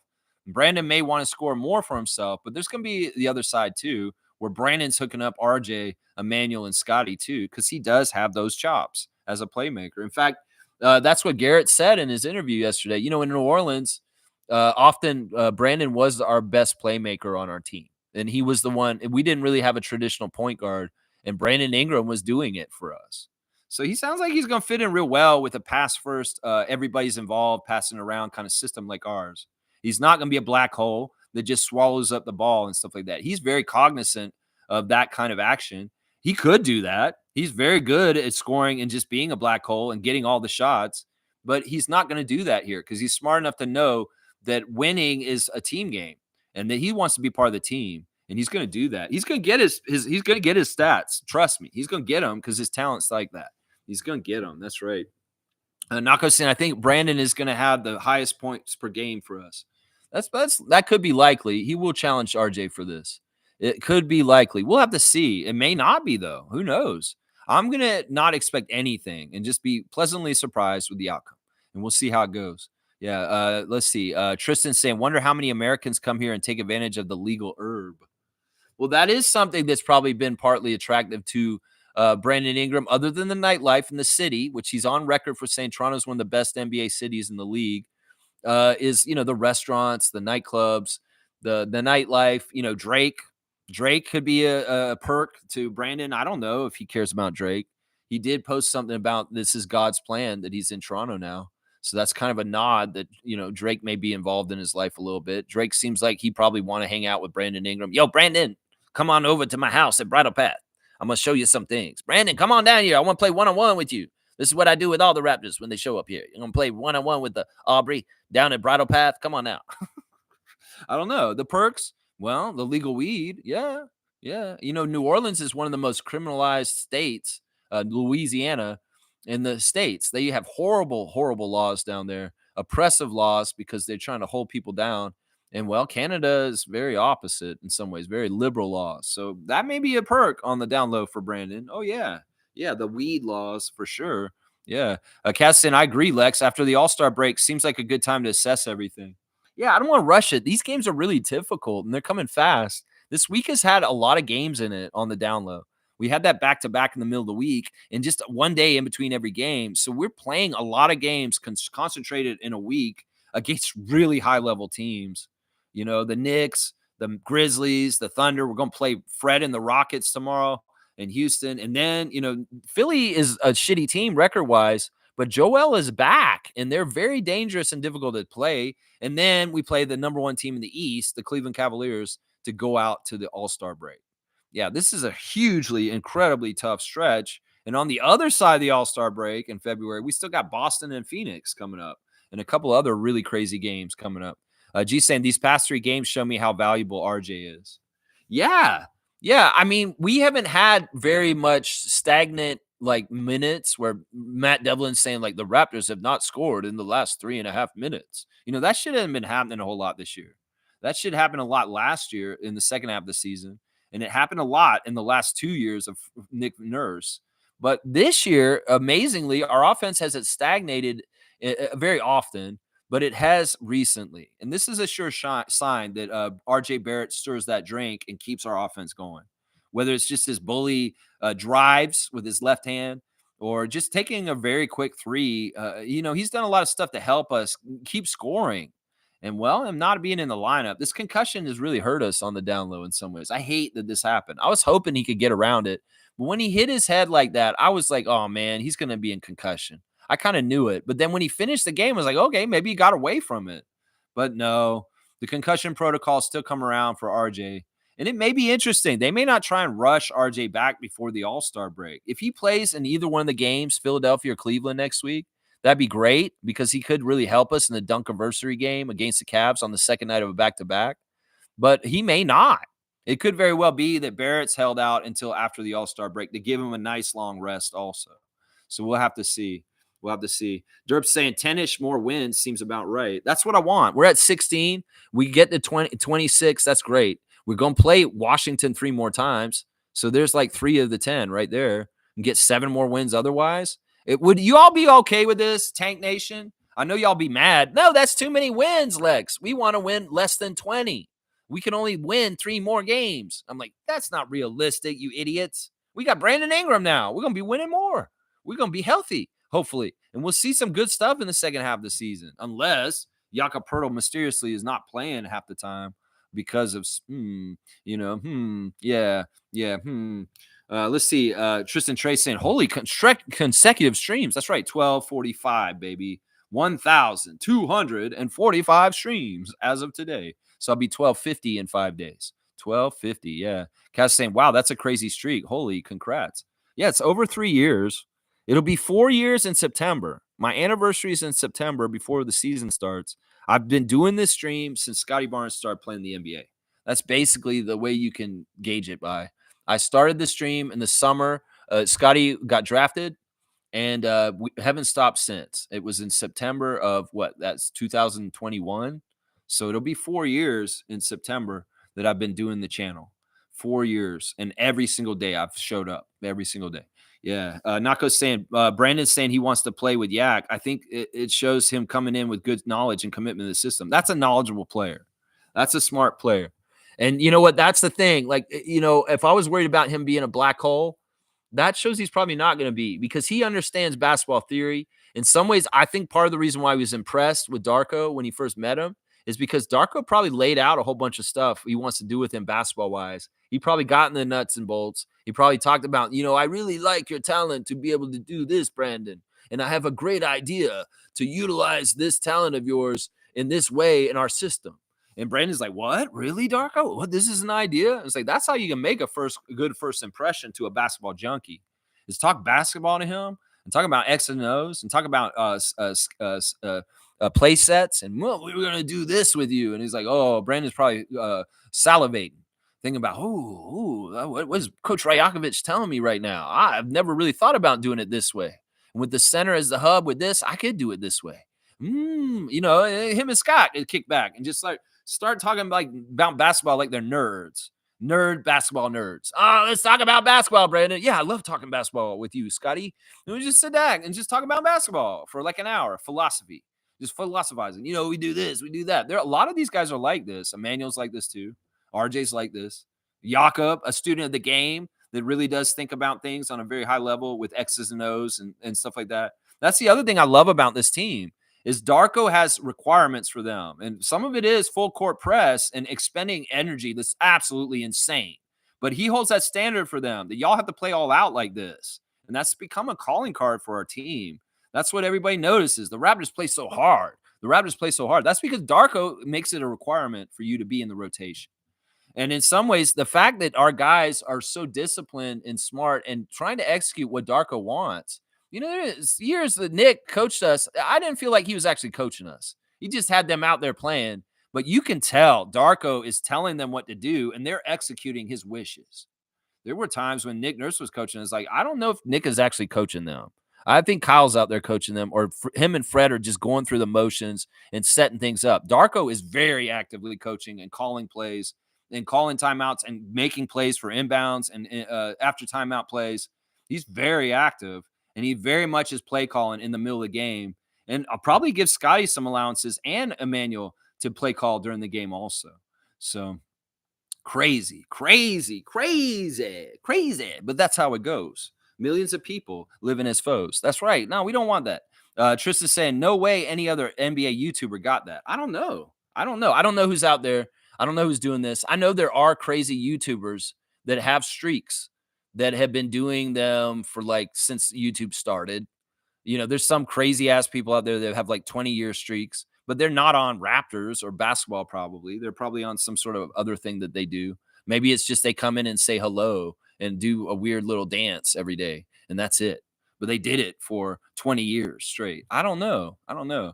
I don't know. I don't know if anybody can do the research on this, but listen, I'm gonna keep plodding along. And well, let's see how this number goes up and up and up and up and up and up. We'll see. Like another 10 years from now, where am I gonna be at that point? The Raptor Streak on the Raptor Freak channel, going like 10 years straight. Holy crap. Look out. Look out. Smooth here. Brandon Ingram wants to be here. That's the difference. Oh, yeah, he wants to be here. You can't fake smiles. You can't fake jubilance. You can't fake he's an interesting guy. Like in some ways, he's a little hesitant about it. He doesn't know what to expect, but I think he's getting good vibes already. Emmanuel could come and talk to him and say, yeah, man, this has been great since I've been here from New York. It's been so awesome. Like they really welcome you and they make you feel like a part of it and stuff like that. So, the organization is top notch and Brandon's going to feel that. Brandon's going to feel that. Yeah. Kaz saying, I find it funny that the casuals think he's going to walk like he wanted to be here. He's going to resign with us. Yeah. They already did their due diligence and talked about this. What's not to like about being in Toronto? It's just the self-hatred. Some people here, well, I don't even know if they're here. They could be just fans trying to act like they're from Toronto, but they're trying to cause problems. Maybe there's some people scared of Brandon Ingram on the Raptors and the uptick in talent, the needle pusher that is. And they want him to fuck it up already by putting out weird ideas. Oh, he's not going to come back. Some people trying to say that our front office failed during this trade deadline. You're crazy. You're absolutely crazy. People that are kind of do that. All right. On this note, let's go ahead and go see the casuals on Reddit. And let's do a Reddit reaction. This is a new segment on the Raptor Freak channel where I go on Reddit and I find a post on there that is ridiculous. Maybe from Stank Nation. It may be from somebody that thinks that we won't re-sign Brandon. It doesn't make any sense. What's the point of this? In some ways, even if we have that threat that it doesn't happen, well, so be it. It's que sera. But that is not what the tea leaves are showing. And any casual Raptors fan who thinks that Brandon's going to walk, you're going to be wrong. I will stake my reputation on that. You're going to be wrong. All right, let's see what we got here. They're talking about Kelly Olynyk's farewell. That's nice. There's nothing wrong with that. They're breaking the news about the trade. Welcome to fam, BI. This guy's saying that he predicted the BI trade. And this was how long ago did he predict this? There's no date on this. This was 10 days ago. That's not far enough out. Seriously. You know who predicted this trade? It was Logical Raptors Fanatic. And I've caught up on all his little shorts that he's been doing recently. And he predicted the Brandon Ingram trade a week before it happened. And he actually kind of laid it all out exactly how it happened. Seriously. So y'all follow Mike on Logical Raptors Fanatic because he's a step ahead and he's understanding this stuff. That's right. It seems like Reddit is being kind of, okay right now. Let's see.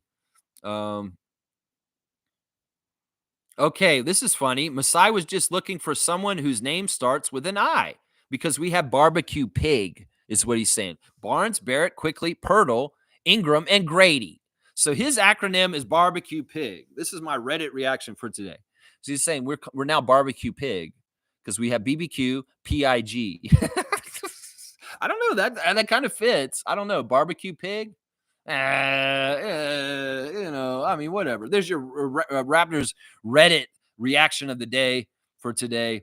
Barbecue Pig, y'all. Yes or no? How about that? Let's make this a poll now. Is the acronym Barbecue Pig gonna stick, Raptors fans? Is Barbecue Pig cool? BBQ Pig is going to be let's see. We'll put the poll up. We'll make it official. Raptors Freaks, let's vote on this today. Is Barbecue Pig cool? 100% no so far. There we go. 100% no.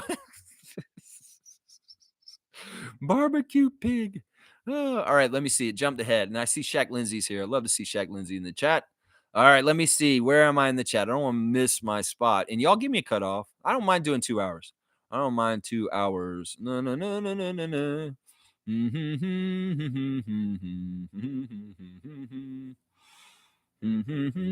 All right, here I am. Okay. Yeah, BI was smiling all the time, man. On the bench, you could see a smile from far away. You didn't even have to be shot up on top of him. You could see the smile. I think that Brandon and Chris have a similar body type, like Chris Boucher. And I think that they're going to be kind of twinning in sometimes because they're very similar bodies. They're very long and lanky. in certain ways. In some ways, Brandon Ingram's kind of like what Chris wanted to be in his NBA career. I'm telling you, Chris, it's not too late. You're doing amazing things already. The 3-point shots for Chris are so good. So good. Kaz is saying also we have the best medical staff. We can rehab Brandon's ankle for sure.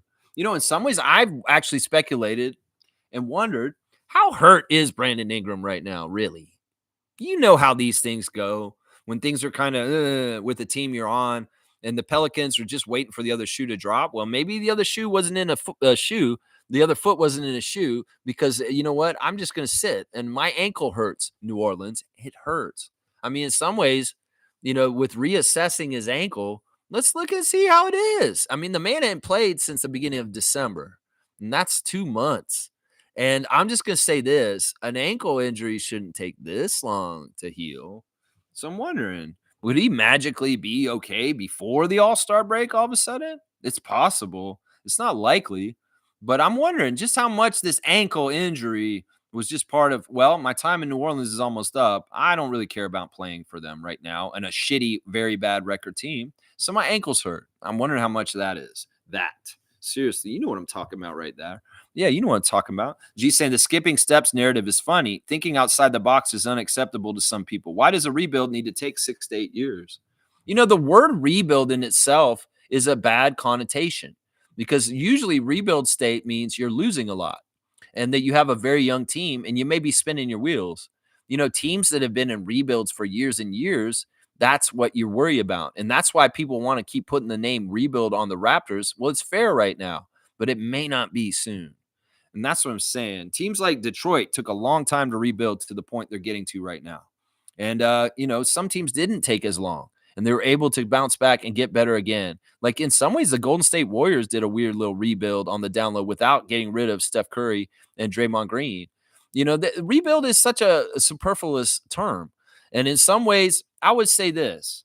They're going to stick rebuild on us just to try and hold us down at the bottom of the standings. That doesn't mean we need to stay down there. Masai and Bobby want to continue to win and be an excellent organization. Well, excellent organizations do not naturally stay at the bottom of the standings. So if anybody's upset about this deal being too quick or skipping some steps like Josh Lundberg, get over it because we don't fuck around. We're trying to make our team better. And in some ways, we got to take the opportunities being Toronto that we can get. And the Brandon Ingram window opened up now. So we had to jump on it. And that's my front office. That's what I say right there. That's my guy, Bobby Webster, taking care of business. That's right. There you go. There you go. That's right. Smooth saying the Tim Bontemps loved the Raptors getting Ingram. He thought it was very smart. I think it's extremely smart. In some ways, it's a reclamation project, but on a very high level. Reclamation projects like Davion Mitchell, reclamation project like Oshai Abaji gets young players that have not proven themselves to get somewhere where they're proving themselves. But you got a guy who already proved himself, but he's jaded and spinning his wheels in New Orleans for a couple of years, but still loyal and loving that franchise, even in the ineptitude and the things that happened there. It's a reclamation project in itself, but a guy who's a proven talent at a certain level already. Think about what I'm saying here. Think about what I'm saying here. And that's why Tim Bontemps likes it so much. I'm telling you right now. Change of scenery indeed, and a good one. That's right. Fiercely saying, you're right, Lex. Brandon's signing is indeed huge and close to a Kawhi move. I'd say no more rebuild next season. We will aim for the playoffs. Yeah. I think that naturally, like if there's an ideal world, even though this will make Stank Nation get all crazy, he comes back right now and we make a run to the play-in. That would be awesome, but that's not what's going to happen because it seems like Bobby is very much signaled in his press conference yesterday that the rest of the season is going to be confusing and weird, like Tampa, like the end of last season. Because they are, in some ways, he gave the nods that this is like kind of where we're at, like in this time right now is when we were preparing to draft Scott. And that, where we are right now was alluded to with Bobby yesterday with Tampa season.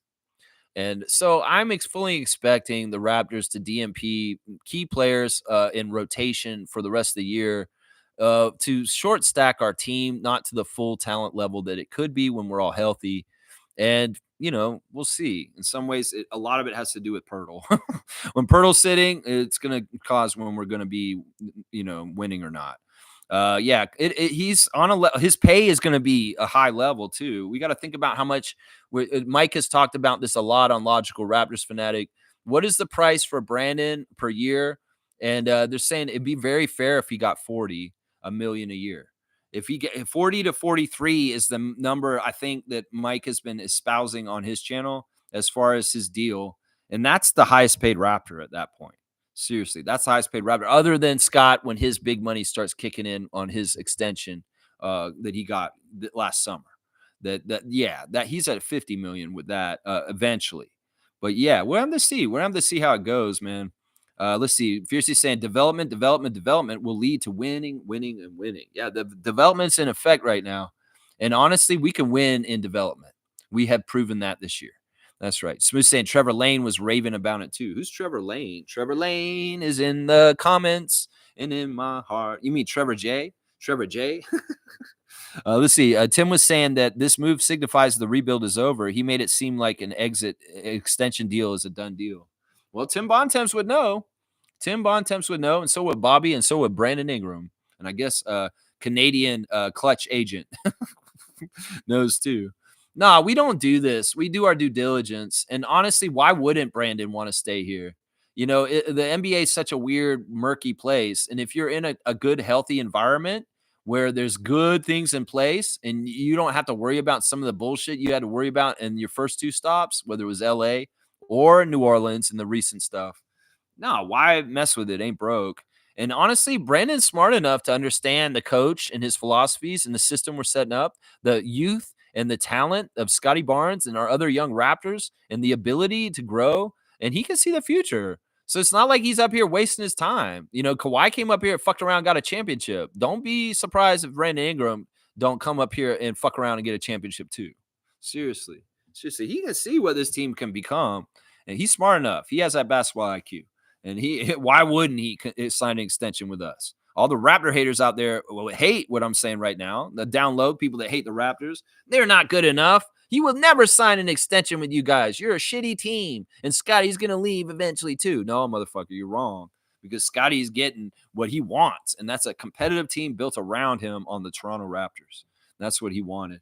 Wayne saying, morning Raptor freaks. Brandon is definitely low key. Should fit well with our team. Wait for Aubrey to confirm.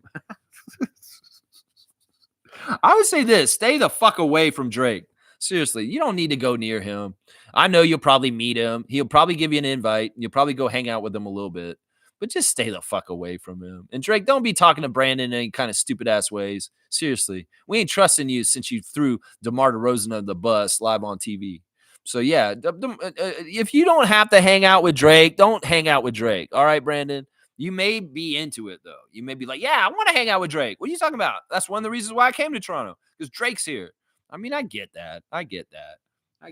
Nako saying I like Malak and Queen more, but Newell is solid. Yeah, I think those three guys, all three of those names, I've liked so far that you brought me to scout. Malak, maybe the most. Of course, he's near the top of the draft. Queen, very good. Very, very good. Newell, good too. Good too. These are positive draft prospects that I sign off on right there. All three of them. Cass saying Brandon showing love for Toronto instantly by waiving his trade kicker so we could sign Jamison Battle to a standard contract. What a real one. Well, in some ways, that just shows that, you know, he's committed to helping our team win already, and he's barely been here.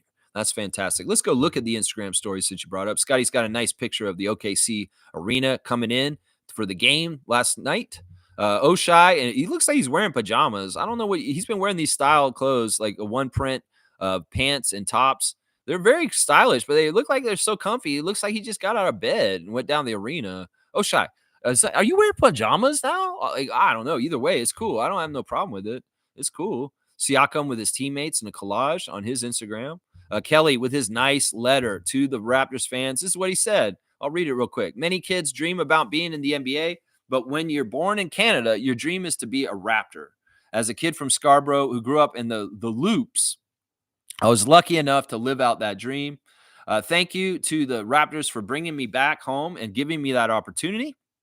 To my teammates, coaches, and the whole organization, it was truly an honor to play with you, work with you, and be a part of this first-class organization.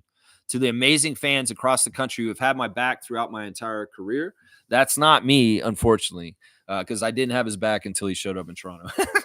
Thank you from the bottom of my heart. Your passion and support are what makes this place so special, both on and off the court. There's nothing quite like playing at home for your team and your country on home soil. I'll be forever grateful for that. Thank you, Toronto, and thank you, Canada. You'll always be home. New Orleans, I couldn't be more excited for this next chapter in my basketball journey. I'm ready to get to work. Yeah, that's just the ultimate pro, Kelly Olynyk, saying all the right things. I like he made that delineation to the fans that have stood by me my whole career. Man, I can't get behind you when you're playing for the Celtics. I can't get behind you when you're a goon for the Miami Heat. I'm sorry, Kelly Olynyk. It's just how it is. But I love you now, and you're always going to be alumni and Team Canada person that I really, really love and respect. But yeah, it wasn't until you showed up that I was starting to like you, and more when I started watching Team Canada more too. But Kelly, all the best of luck in New Orleans, man. All the best of luck down there. Yeah. Let's see. Brandon's first message to the Raptors. He kind of did it like OG, where he had his head kind of cut off. And what some of the scenes, he's just talking. He's like, yo, I'm ready to get work, man. And let's go, Raptors fans. I'm here. Let's go. Yeah, Brandon, you're going to find Raptors fans are special. You can find that, Brandon. You're going to find that there. There's a picture of him with Scotty chopping it up on the bench, talking to each other before the game. Yeah, there he is photographing his new number 3 jersey. They got it ready. I would never imagine that. Toronto Ingram, number 3. That's right, buddy. That's right. He said we got to figure out a nickname for him for it's his Toronto stage. So we'll have to see. What do you think? What do you think Brandon Ingram's nickname should be? The Raptors have actually a name box for you to drop new nicknames for Brandon Ingram. Yes, I like Slender Man. It's pretty good. Kingram of the North. Kingram of the North. How about that? Kingram of the North. I like that. That's pretty good. Kingram of the North. King of the North. Kingram of the North. That's a workshop. That's a workshop. You got to workshop that. There's a Raptors 905 showing the court before the game last night, Black Heritage Month game, where they're wearing the Black Heritage Month jerseys against Osceola Magic. Unfortunately, they lost this game. They choked at the very end of the game. They were winning the whole entire game, and the 905 absolutely shit the bed. And I'm sad about it because they've been so good lately, but it's a talent drain with the signings. Jamison Battles now on the Raptors. Hopefully he can still play on 905 from time to time. He is a rookie, so he should be able to. But yeah, just a sad game last night. In some ways, Eugene Omoruyi was not available, and that was a huge factor in why they lost. I don't know what happened with Eugene. In fact, I'm a little worried about something with Eugene Omoruyi right now. I'll talk about it in a sec. But yeah, Raptors 905 losing a close game. We'll do the stars of the game in a second after the Instagram stories, and we'll talk about the 6-point loss to Osceola Magic last night. It was revealed yesterday that former Raptor champion Norman Powell will be competing in the 3-point shootout at All-Star Weekend. He didn't get the All-Star like he should have over his teammate James Harden, but he will be at All-Star Weekend competing in the 3-point shootout. So let's go, Norman. I'd love to see you win that. I'll be rooting for you as a former Raptor in that one. Shamshe with some great blocks in the game yesterday. There's a highlight of his block from yesterday's game right there. Davion Mitchell showing the journey to Miami from Toronto, showing a nice picture of the gate in Toronto with the snow, saying all love Toronto. And Davion has been bid adieu to Canada, and he's going to remember it up here and be a cool one for us in the long term forever, guys. So, yeah, Davion, you're ensconced, man. You're in Raptors culture. And we're going to love you. There's some guy laying next to the canal down there. The weather's way nicer down there. Oh, my gosh. I can tell. It's nice and sunny and crazy down there. And meanwhile, I got 2 feet of snow out in front of my house. Man, it is what it is. Davion, we wish you all the best. He's got an x-ray that they took of him for his medical, and he's asking everybody, does anyone else see a dog in his x-ray? So funny. There's Chris putting up his stats for his number one in Raptors history. Most games played.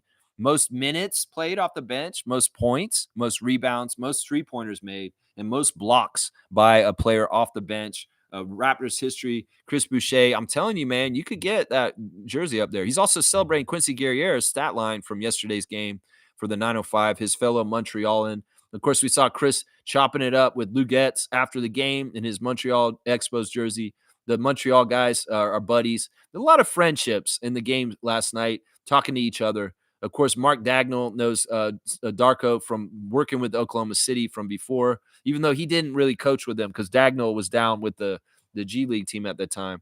But, of course, they were talking on the the announcing last night were saying that Sam Presti's actually the guy who brought Darko to America and got him involved in the NBA.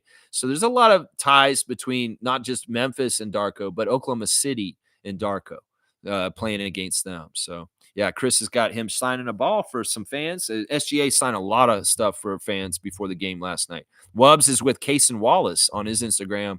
I guess they're very good friends. There he is, I think, with Kason's mother, actually. That looks like Cason Wallace's mother. That may be his mom, though. I don't know.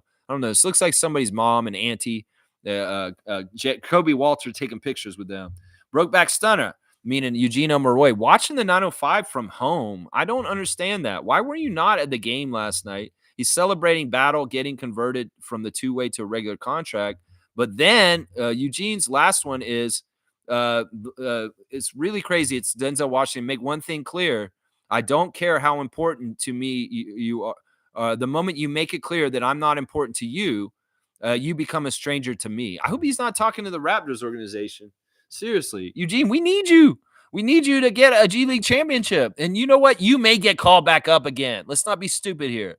Seriously, the Raptors have roster spots open for the rest of the year. And you got called up for a 10-day already, got that push. But you may get called up a second time. If you bust your ass on 905 and kick some ass, you may get called up again before the end of the season. Don't get all crazy and weird right now. Seriously. We need you in uniform. We lost last night partly because you were not there. I don't know why you weren't there. Why are you out? Blake Murphy, tell me why Eugene Omoruyi is out, man. Tell me why. Seriously. Does he have anything about what Eugene Omoruyi and what's going on with him? I need to find out. Why was Omoruyi out last night? Seriously, I should have asked Blake while we were in the 905 chat yesterday because that's weird. We need Eugene. And I don't like this. If he's pissed off with the Raptors all of a sudden, he's like, oh, you lost me. Because that's a message he's sending right now. It's like, oh, you show you don't value me. Oh, all of a sudden you lost me. Man, we can't be having that Canadian Draymond. You need to get back and start helping us win, bro. Seriously. I'll stop there with the Instagram stories for today. Yeah, I was surprised to see that from Eugene.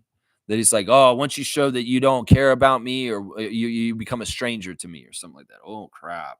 Oh, crap. I hope that's not. Ooh, yeah. Let's see. Fiercey saying, yeah, OKC's organ sounded like parts of a horror movie, but it's more tolerable than the Knicks organ. Ew, painful to listen. You called them organs. No, I know they are organs. But yeah, it sounded like a weird 60s sci-fi, like Star Trek soundtrack. Meow, meow. It's like they had a theremin or something. Just like Big Bang Theory and Sheldon. He's like a theremin. I don't know, man. Yeah, Tristan's laughing about that. Smooth saying, I wonder where Brandon's love for Toronto started. I think that it's just from coming here as an NBA player. You know, you come here for a road trip and you go out for a little bit. It is the notorious Toronto nightlife. It's, the fact that honestly, Toronto's a badass city in a lot of ways. It may be really expensive and hard to live in, but it is beautiful. It's kept clean for the most part. It's a very safe city. It's very multicultural. There's if there's anywhere in the world you're from, well, you can find it here. You can ask Serge Ibaka. You can ask Pascal Siakam. They found food from back home here. There's a lot of different reasons. And I think that Brandon is a smart guy like that. He's got an open mind. It's not like he's closed-minded or weird in certain ways. He's a open-minded kind of guy, liberal-minded probably. And so being in Toronto is fun and attractive to him. It's probably way more attractive than being in Oklahoma City. I was thinking about that last night. Like, Oklahoma City is probably such a weird team to play for in the NBA. It's like y'all bring the nightlife and the excitement to that whole area of the country. It's not like they have a nightlife or anything going on around there. Toronto got that stuff besides the team, and the team is a luster to it because of it. Well, Oklahoma City, the luster of that city is from the Thunder and what the excitement they bring. It's not from anything in the city. I mean, that is something we got to look at there. He loves Toronto. He does. He does. And he's ready to do this. He's ready to do this. He's ready for the assignment. He's ready to get to work. That's right. Kaz saying, also, could we try to front load Brandon's new contract so the value descends as the years go by? I'm just not sure if he would be open to it. Love, Garrett. Yeah. I don't know. Well, I'm sure, like, this is what Bobby said yesterday. They're already in negotiation about his contract this summer, and they're in the same ballpark. But because it's negotiation, he doesn't want to ruin anything. Bobby's so smart with keeping his cards holded to his chest. There's the call he got during the press conference yesterday. He's like, "Ooh, tell us who that is." The president's like, "Ooh, tell us what that is." And Bobby's like, "I cannot tell you who this is. That just texted me. No, I can't." And of course, at the end of the press conference, they left the audio on a little longer. And Josh Lewinberg and a couple other of the press were talking about, well, how he didn't really talk about tanking too much and saying all this stupid shit. And really, he just kind of told on themselves at the end of the Raptors GM's press conference yesterday that they're looking for tank angles in the way they write their media pieces. That's what I heard y'all jabroni sitting there. It's like, well, what about tanking? And they were talking about tanking out front. These are media people in the media room just after the GM talk, and they're trying to figure out how to write tanking angles. I'm telling y'all right now, the tanking stuff is gaslighting. In some ways, it's to get engagement. They want Raptors fans to click and be engaged and watch this and say this and ingest this and get this.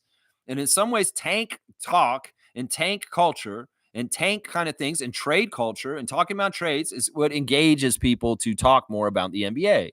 So there's certain subjects that are just shoved down our throats. Like yesterday, the ESPN main headline on the NBA page is, what is the next big, huge trade? Well, the deadline just passed. There ain't going to be no trades until the summer. Well, they're going to keep it talking, a hot stove of talking about trades, even when there's no possibility to do trades because the trade deadline's passed. Because they just want to keep the engagement, the clicks, and the people. Ooh, Jimmy Butler and Golden State. Ooh, Luka and LA. All that bullshit. That they want to keep that going. And well, some of it is with the tank content around the Raptors is the same kind of thing.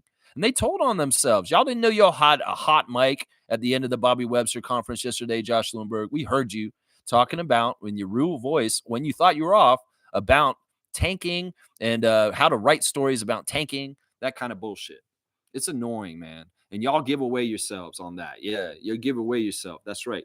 Tristan saying, Fiercey, are you French? She is a francophone. Yes, she does speak French. That's right. Yeah. Yeah. Garrett's awesome. Garrett Temple has paid off in so many different ways in the years he's been on the Raptors. And he really does look at what we're doing as a team, because he said this in the interview yesterday. 2 years of us being here and building what we're building here. That's him saying us, like him and Darko, and being a part of that group and a part of the chemistry and the culture and the building of the rebuilding of the Raptors. Garrett Temple is one of those people involved in building it up as a team leader and a veteran on our team.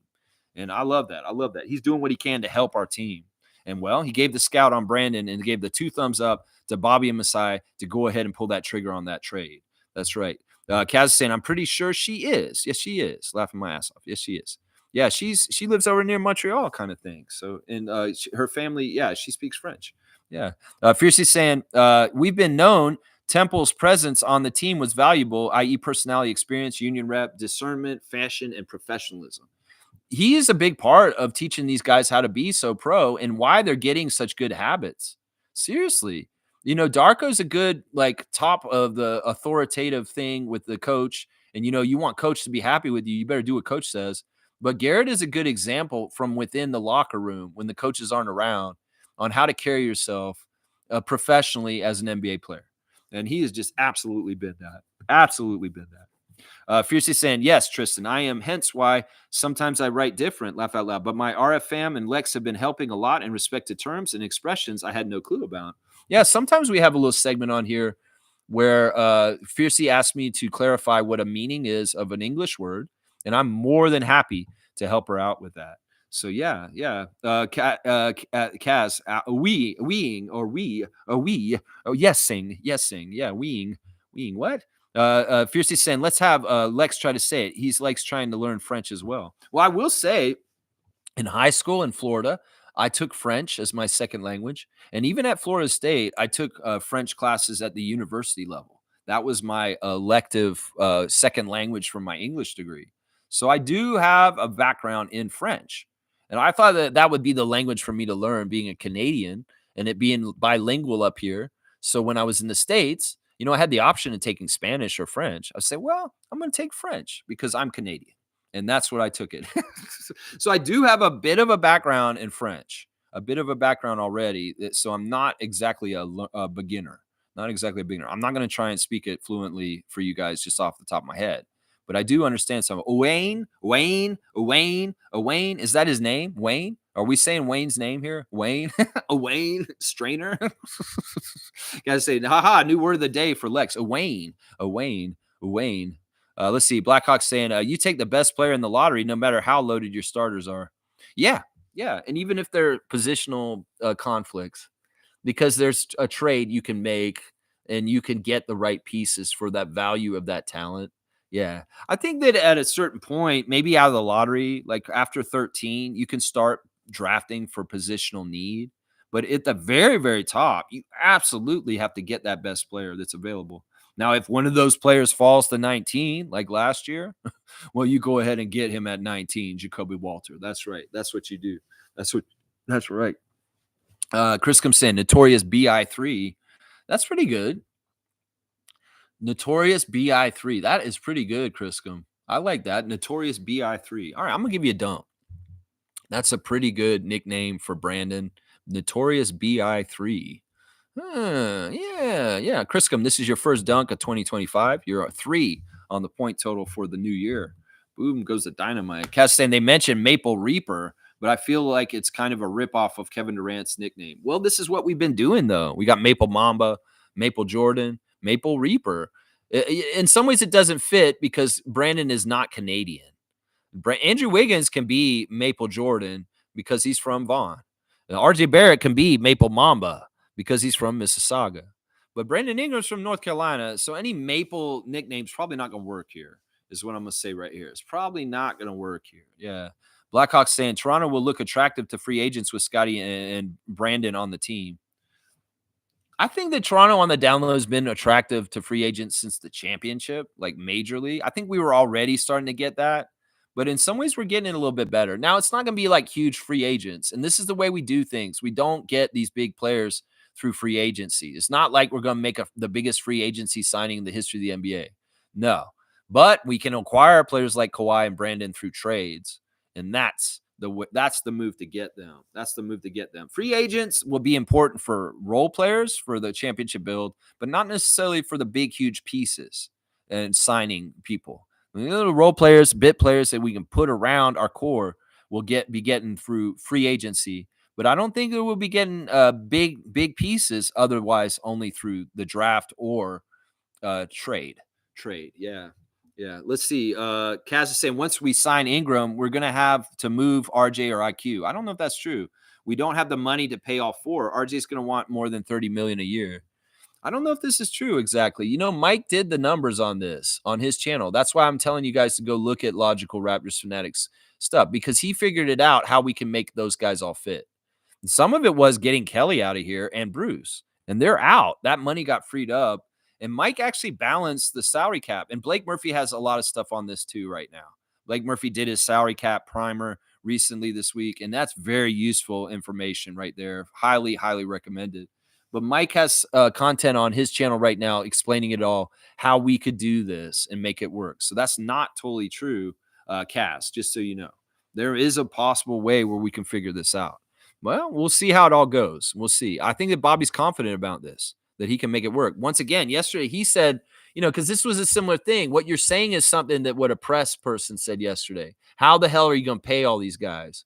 Well, Bobby said this to the press guy yesterday. We have one of the lowest affordable payrolls right now in the NBA. We can afford to spend more right now. So don't get it twisted. You may think that there's not enough for all these guys on our salary cap, but Bobby has a vision and a way to do it. He's the GM. So he says, say this is like, yeah, we've been very cheap this year. Our salary cap is very low this year, and we can afford to go into spending more with Brandon Ingram and Barbecue next to him. So yeah, just understand that. That's what Bobby said yesterday. He's willing to spend, and we're actually been very cost cutting in the last couple of years, and we can expand into spending more in the next couple of years, is what he said yesterday.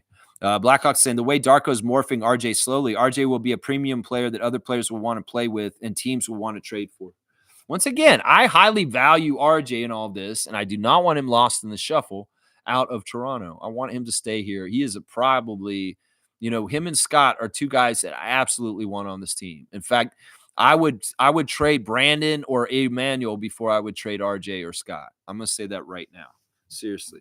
So I'm going to be extra protective of RJ in the confusion and the sorting out of all the new roles with Brandon Ingram here.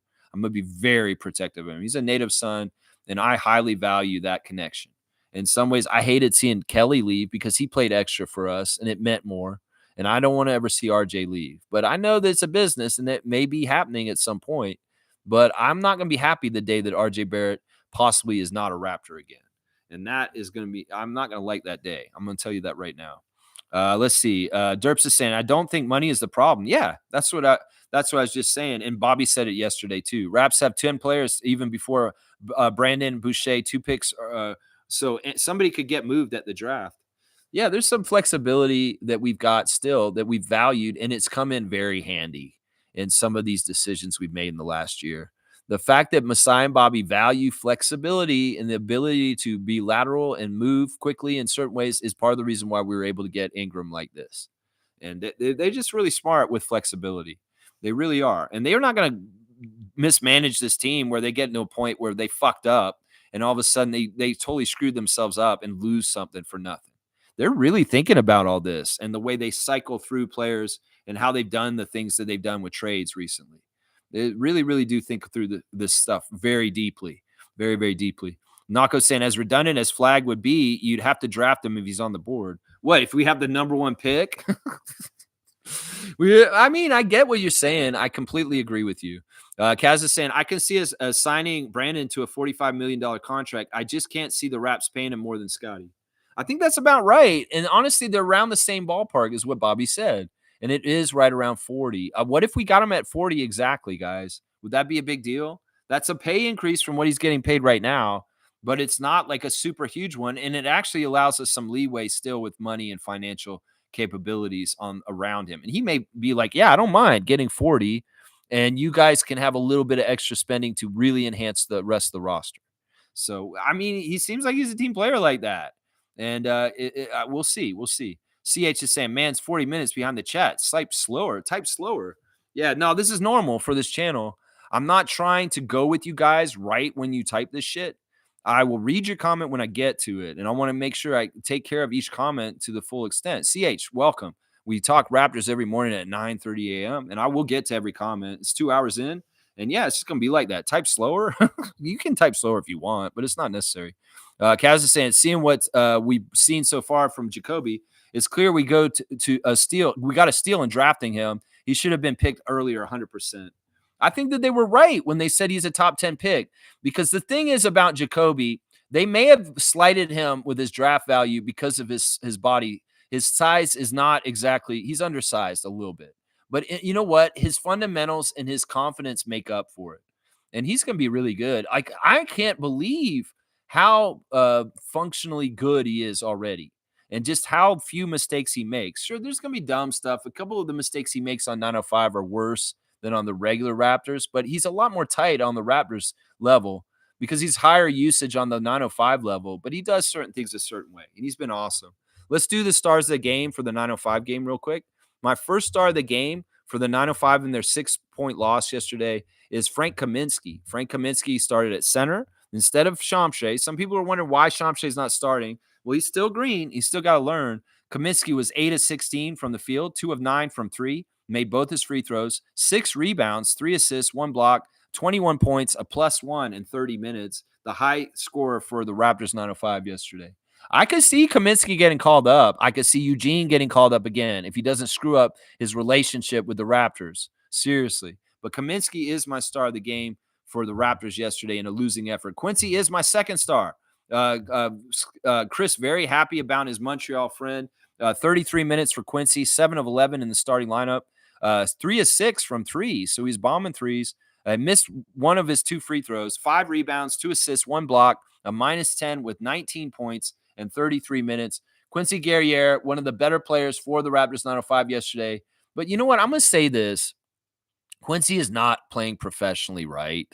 In some ways, I see so many bad fundamental mistakes that, man, you got to clean things up. You got to play the game more correctly, Quincy Guerriere. You have a lot of potential. You have a great frame. You've got some real nice skills, but you need to clean up some of that extra bullshit that just is not necessarily, it's stupid. You need to get your fundamentals up, is what I'm going to say to Quincy Guerriere right now. My third star of the game is A.J. Lawson, another Canadian. 33 minutes, 7 of 13 from the field, 3 of 6 from 3. 2 of 3 from free throw, 3 rebounds, 2 turnovers, 20 points for AJ, a -7 in 33 minutes.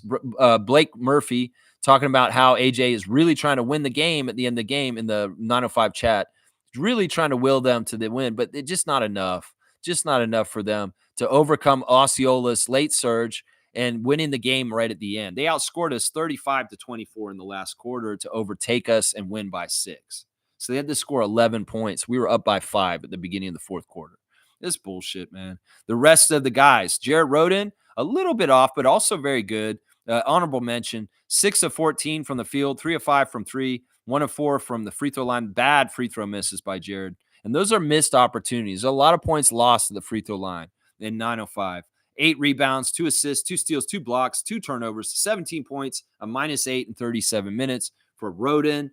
Gilliard, starting point guard, 2 of 7, 0 for 3 from 3, 2 of 3 from free throws, 11 assists with 4 turnovers, 3 rebounds, a -12 with 7 points in 29 minutes. Not the best game for the point guard, Evan Gilliard. And Kenny Chandler continues to be really bad right now off the bench as the backup point guard, 3 of 12 from the field, 0 of 3 from 3, 2 rebounds, 6 assists, 2 steals, 1 block, 2 turnovers, just 6 points, but a +6 for the game. Tyler Perry came in and missed all 4 of his shots in 6 minutes, got a rebound and a foul. Tyreek Key, 23 minutes, 3 of 5 from the field, 2 of 4 from 3, 2 rebounds, +5 with 8 points. And then Shamshay, as I said, he did good rebounding, but he was kind of off. He was 3 for 9 from the field with 6 points. He had 3 blocks also, a -5 with 5 offensive rebounds, 13 rebounds altogether for Shamshay. Shamshay's not playing in crunch time, and I don't agree with this. Andrew Jones, at the end of the game last night, when you were trying to hold off Osceola Magic in a close game, with y'all been winning most of the game, why won't you play the defensive presence of Shamshay to help your defense to hold off a team trying to come on you? I don't know if there's some sort of thing where you're just not letting him have high responsibility and high pressure games at close in the end of games because you're not consistently doing this. You have not let Shamshay play in really crunch time, crazy ass high pressure minutes. And there may be a reason. I don't know why. But I feel like Ulrich's defensive presence would have helped us to hold off Osceola last night and close out the victory for the 905. And now, because of this, we've fallen out of number 1 in the standings, and we are now a half game behind the leaders of Capital City and Indiana Madians. But at least we're still near the top of things in the G League. And we are in the playoffs still. And we could mess up a lot. We could fall out, but we need to continue to try and win it at a good clip, 905. So, yeah, I don't know why he doesn't play Shamshay at the end of the game. He should be playing him just for defensive purposes to hold the team off from scoring on the other side. Yeah, I don't understand that. Y'all, some of y'all are actually voting for the yes. 22% of y'all think that barbecue pig is cool. It's funny. It's funny. Let's see. Smith saying, my guess is the Raptors might MLE to re-sign Chris Boucher, mid-level exception. Who knows? We'll see. I think that Chris is very affordable. I think he'll be affordable and he'll want to work with us. Cool Cat saying, good morning, Raptor Freak crew. The focus is on the draft as per Bobby, embracing the journey. Yeah, thank you, Coach Cool Cat. Good morning to you, Scotty Barnes, Twitch family 2022. Yeah, Bobby did very much say a couple things about the draft being very important for the Raptors, and that's why we're going to be really smart about how we draft. And somebody said the offseason, and Bobby said, there's no offseason for me. It goes from season to draft, and I have no offseason. This is what he told the press. He corrected them yesterday. That's right. Kaz saying, at CH, if you're a regular, this happens every day. This is how it works. That's right. I'll catch up, and hopefully you're still here, CH, to see your comment get read. That's right. Didn't Battle get the MLE yesterday? Well, you know what? There's so many exceptions now. It's hard to keep them all track. And the MLE is one of them, but there's all kinds of different exceptions at this point. There's like 3 or 4 of them. So I don't know. There may be one that could fit Chris and a different one than one Jameson got. So Neil saying Shamshay never played this much, so a dip in production is to be expected. He'll bounce back. Yeah, I mean, at some points he's going to be a little bit of a lost puppy, but at times also he's getting really heady with putback dunks, and he's really kind of getting his timing with footwork on certain things with defense and space and trying to cover ground defensively. He's progressing really fast. But of course, it's 2 steps forward, 1 step back. There's going to be a little bit of that for sure. Mo's here. Superfan Monique Lawrence is in the chat. So privileged to have her presence in the chat with us. Good morning, Raptor Freak crew. 905 game frustrated yesterday. Love all the footage on Brandon Ingram. Wow. Raptors on the next one and shortest pressure I've seen, but good things said, Bobby and Masai. Yeah. Yeah, I miss advertised the press conference yesterday as being Masai and Brandon will be there, but Brandon's going to go to Oklahoma City immediately to be with the team. And this is a GM job, the trade deadline. It's not a president job. Bobby's the one who will show up for this press conference. So if I misled yesterday, I apologize. There was a Bobby Webster press conference, and he did a good job. I don't know why people think that Bobby is a politician. There's so many people that say, oh, he's such a politician. He's such a politician. No, he's not. This dude's not a liar. The thing about Bobby and Masai is they're authentic. They're authentic people who will tell you what you need to know, the level of what you need to know. And they're not going to give away proprietary knowledge and secrets about the organization and the job they do. They're not going to tip their cap, but they do give a lot of information. When you hear Bobby or Masai in a press conference, they're telling you exactly what they're doing. You just need to listen to them, idiots that don't understand what's going on with the Raptors. Why did they get Brandon Ingram? Well, fucking listen to Bobby. Listen to Masai when he talks about how he feels about Brandon Ingram. That's all you need to know. They're smart. They're amazing. And anybody who says they're lying or they're like a politician or they're not really like giving answers, you're full of shit. These guys answer it to the best of their ability, and the amount that they can answer without compromising the secrets and the things that they're doing in their job as far as being GMs and managing an NBA team. So it's like, I don't get this. Why is there always a comment in the press conference in the bottom saying, he's such a politician?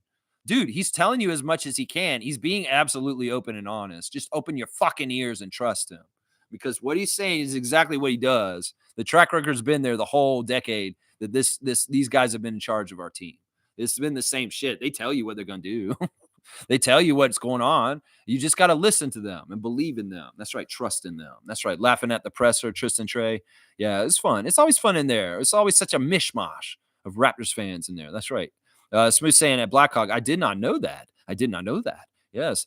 Cass saying they made us wait for the presser to be 5 minutes long. I know that was pretty funny. There was like people waiting for it the night before for like 4 hours. And we're just waiting for it. And then it didn't happen. And then they pushed it back the next. And then I rushed my stream for like a 10-minute stream of Bobby talking to the press. Yeah. And no player introduction, no interviews or nothing. And he told us straight up, don't expect PJ Tucker to show up here. He told us straight up. He said, yeah, don't expect PJ to be here. Yeah, I'm going to try and find a place for him, is what he said. Yeah. Let's see. Smooth saying, wait, Detroit waived Dennis? Yeah, they did.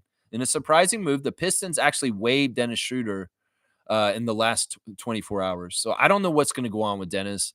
Maybe he's on the buyout market now. And maybe like Ben Simmons, he'll be an add-on for a team somewhere. Or maybe, I don't know, maybe he on the download got Kaepernicked. Seriously.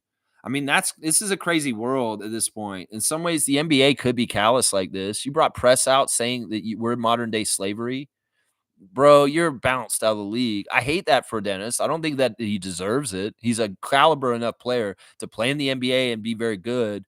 But in some ways, he's getting different shots with different teams. And in some ways, nobody's valuing keeping him around. There's got to be something weird going on. It could very well be that Dennis's leadership style and the way he carries himself is rubbing people the wrong way in certain places. He never took to Golden State, obviously. I thought that Golden State would be a brand new thing for him playing alongside Steph Curry, but it could very well be that Curry was like, I don't want to play with Dennis anymore. He's got to get out of here. And they traded him immediately. So I don't know what's going on with Schroeder. I feel bad for him. And boy, he said getting traded is like this. Well, you've been traded like 3 times in the last few days. It's crazy. It's crazy. Yeah, they waived him. Detroit waived him. I don't understand that either. No one wants him. Yeah, that's not funny, though, to me. I think Dennis is awesome. You think it has to do with his personality? It could be. We'll have to see. Cool Cat saying, folks have been posting slavery stuff on social media regarding Dennis. Yeah, it's not a good look. I mean, in some ways, I get why he's outspoken, and I appreciate his freedom of speech. And I don't think that it's wrong what he said in some ways. I think it's a little bit not the right fit. We talked about this on the stream when this happened. But I don't think that he should be blackballed out of the league like a Colin Kaepernick for making a statement like that. But it may very well be what is happening right now, guys. Seriously. Geez, saying Dennis is a good player. There must be more to it, like what Kaz said. Yeah, we'll have to see. Either way, Dennis is going to land on his feet no matter what. It may not be in the NBA at this point, though. And he's had a long, successful NBA career. And he may be going to Germany to play professionally in his home country at this point. Honestly, that may be nice for his family. Honestly, Ellen won't have to keep moving the kids and they can have some stability for once. This may be a blessing in disguise for his family life, if not the end of his NBA career, which is too bad. Blackhawks saying it's cool, Smooth Brown Man. They may still be able to use it again, depending if Boucher resigns in the offseason. Talking about the MLE. Okay. Derps retracting messages. Blackhawks saying we still have 2 roster spots to fill since PJ is not coming here, or 1 spot. Yeah, that's been the shifting of Jameson and Orlando, and there is a spot that is currently open right now. And I think that they're going to start bringing up 905 or G League guys and trying them out in that spot. And they're going to just do 10-day contracts for a while, like they did last year with Mohamedou and Jamias Ramsey and Javon Freeman Liberty. It's going to be that kind of action right now. And that's why I think Omeroy shooting himself in the foot, if he is distancing himself from the Raptors organization, this is the worst time for you to do it because the opportunity to come play for the big club may be coming very soon. So, Eugene, hang in there, man. Don't get all crazy. Show up for the 905. Be a part of our organization. Don't turn your back on Raptors. You're a hometown hero. Come on, man. You can't be like this. Don't sell us out. Come on, man. We need you, bro. We need you, man. Yeah. Shaq Lindsay saying, I love this approach Masai is taking, letting the rookies play. We see what positions are weak so we can address in the offseason and in the draft. Definitely up front.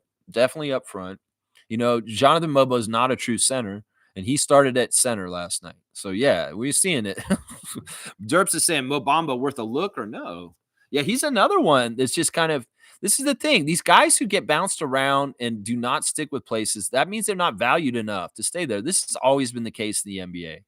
In some ways, journeymen are something. You know, they can be useful. Sometimes the contract's a certain amount. It's easy to be tradable.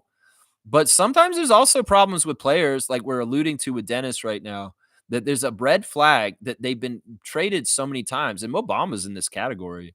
We got to think about this. Like, I know Nick Nurse coveted Mo Bamba before he went to Philadelphia while he was on Toronto. He very much wanted players like Mo Bamba in Division 6-9, and he got Mo Bamba in Philadelphia finally.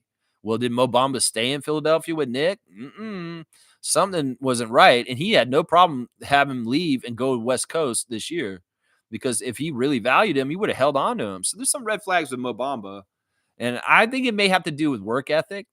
I think it may have to do with work ethic. And obviously, we want guys who work hard up here. So I don't know. I don't know. Mo Bamba may not be the solution. He may have been the solution a couple years ago when Monique and I were talking about let's get Mo Bamba like crazy a couple years ago. We're like, get Mo Bamba, when Nick was still our coach. But I don't know. At some point, you got to think of where he's been and what's happened and why the fuck hasn't he not stuck at some place in this time of being in different places? He can't be that unuseful. The frame and who he is. Why is he getting not locked down somewhere and being, yes, he's not found a place. So I don't know. I don't know. Could we reclaim him? Maybe. So a lot of people are upset that we waived James Wiseman. But some ways we know if anybody's going to know whether the medical staff checked him out and said, yeah, no, or whether we talked to him because it's a double whammy with James Wiseman. It's not just that he's injury prone. It's also that he's an idiot and he has not been learning and having any aptitude to grow as an NBA player. And he's been an absolute bust as a second pick in the draft for Golden State. It's a double whammy of him not learning, not being in the aptitude to learn in the NBA and being injury prone. That's found him at this place and is getting waived by the Raptors a couple days ago. Yeah. Yeah. Let's see. Smooth saying, is that legit? Because I checked Detroit Pistons news and there's no mention of Dennis being waived. I think it's legit. I saw it somewhere and it looked legit where I saw it. Let me just check and make sure. Dennis Schroeder. Because I hate to think that he did get waived, but maybe he did. You know what? That was a fake news because it does look like he is actually still on the Pistons currently, or maybe not. I don't know. Why would somebody lie about that and put that out like that? That's what I'm saying, man. It's getting worse and worse to figure out what is actually true and what isn't. And if people were lying about him getting waived yesterday, let me see. He wore 71 out west. Interesting. He's wearing 71 for Golden State. Let me just look at his transaction report on Basketball Reference. That should tell us. Yeah, he may not have been waived, and maybe that is true. So there was a lie. There was some fake ass shit that was out there that said he got waived by Detroit. Okay, well, let's get it right here. Let's get it right here. Seriously, let's get it right. Fiercely saying second word of the day, pragmatic, pragmatic, aka shady. No, I don't know if that's what pragmatic actually means. Pragmatic is kind of like I'm going to try and define it off the top of my head. Being pragmatic means being flexible and being open and kind of thinking ahead of time and kind of being ready for things. That's what it is. That's what pragmatic is. It's kind of being prepared and kind of like seeing what's coming up ahead. I don't know. Am I right? Let me go look it up. Let's check Lex on his English skills. I think it has to do with that. Pragmatic. Yeah, I'm exactly right. Being pragmatic means fiercely dealing with things sensibly and realistically in a way that's based on practical rather than theoretical considerations. So being pragmatic is thinking things through and executing them from knowledge and logic. It's not a shady thing. It's not any kind of like negative connotation. It's actually a good way to be. If you're pragmatic in your life, you plan your life out for the week, maybe your meals for the week, and you're being pragmatic about your meals, is what it is. Oh, I got a meal plan for the week on Sunday so that I have all my meals ready for the whole 5 days. I'm being pragmatic. That's what that is. Derps is saying, yeah, nothing on Schroeder. Don't know why they would trade for him, then waive him when he's the sixth man at worst. I mean, they could use him. That's why it didn't make any sense. But when I saw it, I was like, is he getting blackballed by the NBA? So I'm actually very happy to be wrong and not have this right and being corrected right now. The Dennis Schroeder is not waived. And I fuck that person that put that graphic out that made everybody think that Detroit had waived Dennis yesterday. Fuck these misinformation, disinformation pieces of shit on the internet. In some ways, this is going to get worse and worse with AI. Everybody, don't believe everything you see on the internet until you get a reliable source. This has really been weaponized and causing confusion for everybody in major ways politically. And honestly, we need to understand this. I fell for it. I apologize. I make mistakes. But when things come out with new knowledge, unlike other people, with new knowledge, I can change my beliefs to the beliefs that make sense because of logic. Some people are ensconced in a cult and they're only going to believe what great master says.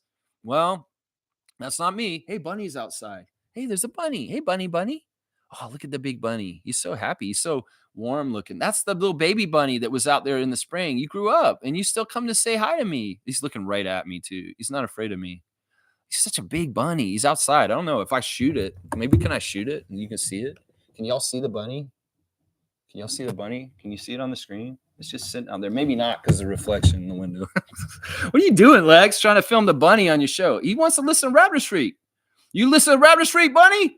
Yeah, you come listen to Raptors Freak, just like everybody on YouTube. He's like, I don't get YouTube, so I'm gonna listen through the window. Okay. All right, Bunny. Hi. You want Justin to say hi? He might be afraid of Justin. I don't know. Yeah. All right, let's keep going. Shaq Lindsay saying we need a backup point guard and a center. We got a backup point guard. It's Jamal Shed. That's right. We do need a center, though.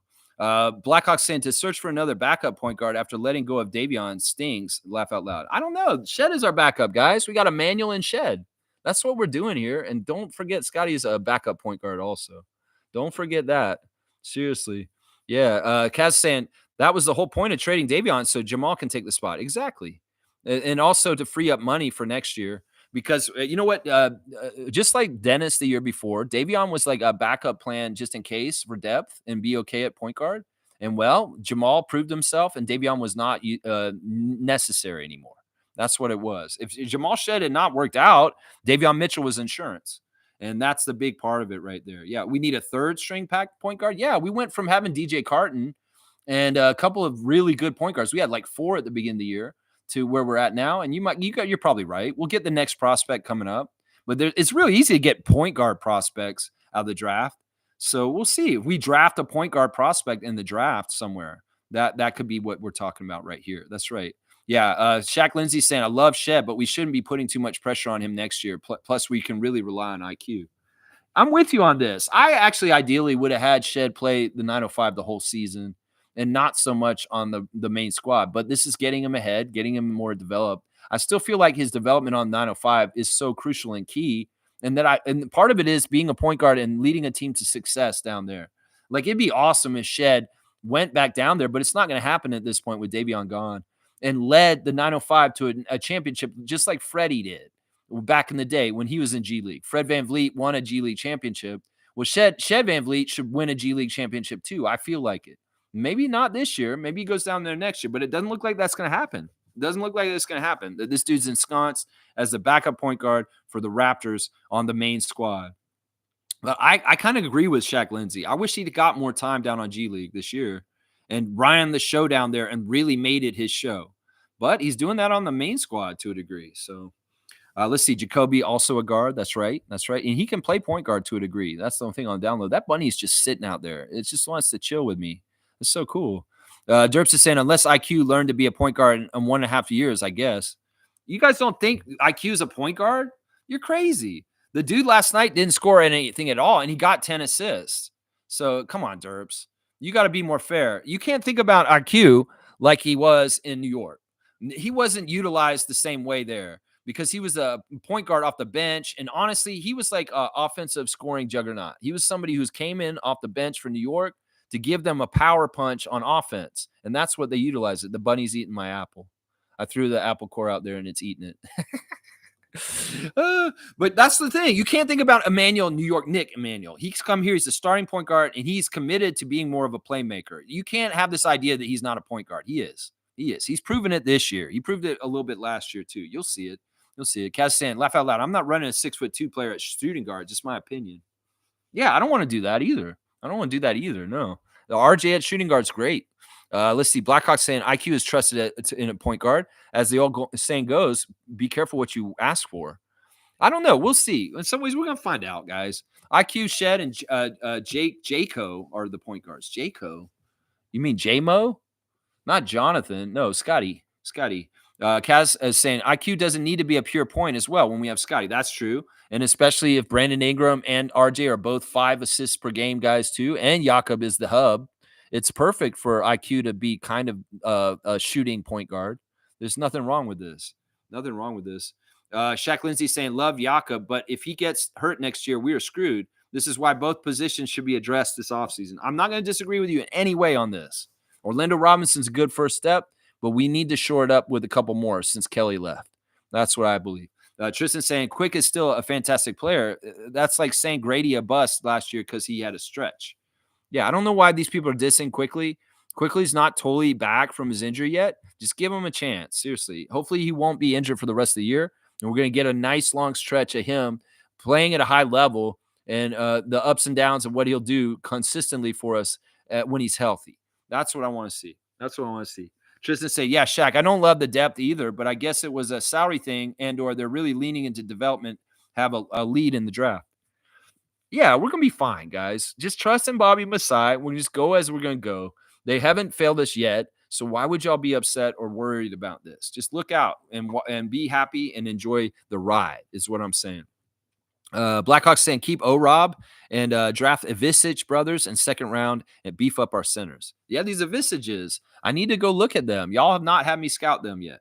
So we'll do that soon. Kaz is saying, I noticed the Ivisic brothers have really fallen off in the mock draft. Interesting. I'll have to look at them. One isn't even on the board anymore. Interesting. Shaq saying IQ's offense is not in question. It's his defense. Yeah, but he can get better at this. Once again, there can be weak defenders on our team, but if we're playing with a certain swagger and connectiveness and communication, it doesn't matter if these guys are low par defenders. Grady and RJ have looked really good in our defensive system recently, partly because they are really playing together as a team all together, and the solidifying between players gives the confidence and makes them better defenders from that synergy. And it all emanates from Scotty and Jakob. Those guys are out there and they play at a high level of defense. Well, the rest of them do. And they all step up their defensive game. I don't want to hear any slighting of Emmanuel, Grady, or RJ for their defense in the year to come because These guys can play a team defense to a high level that is absolutely what we need. And you can say individually, yeah, they're not the best defenders, but when our defense is clicking, they are perfectly fine. And there's nothing wrong with what they're doing. And let's not get it twisted. Emmanuel learned from Dave too before he went to Miami. Emmanuel learned some stuff from Dave, and he's going to show it more in the future. Trust me. It's just he hasn't been healthy most of the season. You'll see it. Blackhawks saying they will climb back up. Besides, looking to buy cheap in the second round or undrafted. Yeah, there's going to be new prospects we're going to get this summer and add to the group. Maybe 2 or 3 new rookies will be coming in for next year too, and we'll continue with the youth movement. Shaq saying blow by puts too much pressure on Yak. Okay. Tristan saying that's why I like having defensive and rebounding centers. Let the shooter shoot and let the biggest bodies defend and grab the rebound. I like role players too. I definitely do. Blackhawks saying that's why a 6 foot to 6'3" guard is needed to defend point of attack. That was Davion. But Emmanuel and Jamal, they're gonna be good defenders, guys. Jamal is pretty good already. He's gonna only get better. He gets bigger and a little bit more stronger. He'll be better. Trevor saying, I've been watching Ingram since he was on the Lakers and he was a daily shooter. Then you guys are gonna find out what kind of player he is when he gets going. No one can stop him. I remember this. I've seen it against us where Brandon Ingram is lights out and there's nothing, a damn thing you can do. That's why the comparison to Kevin Garnett is fair. Is not Kevin Garnett. Trust me, he's not the Hall of Famer, but out of all the NBA players that played in the league, he's probably the top 5 most like Kevin Durant in the whole entire history of the league. Seriously. His body type, the way he plays, the skill set, and some of the things he can do is very Kevin Durant-ish. So it's like we got a lower level of Kevin Durant on our team, guys. We didn't get exactly Kevin Durant. And in fact, Brandon Ingram may be more valuable than Kevin Durant at this point in his career, seeing as where Durant is near the end of his career. And Ingram has prime of his career still ahead of him right now. So that's what I would say right now. Slim Reaper, Slender Man, the comparisons are there, and they're valid and true. And he may be one of the 5 most players like Kevin Durant ever in the history of the NBA. And he's on the Raptors right now, is what I'm going to say.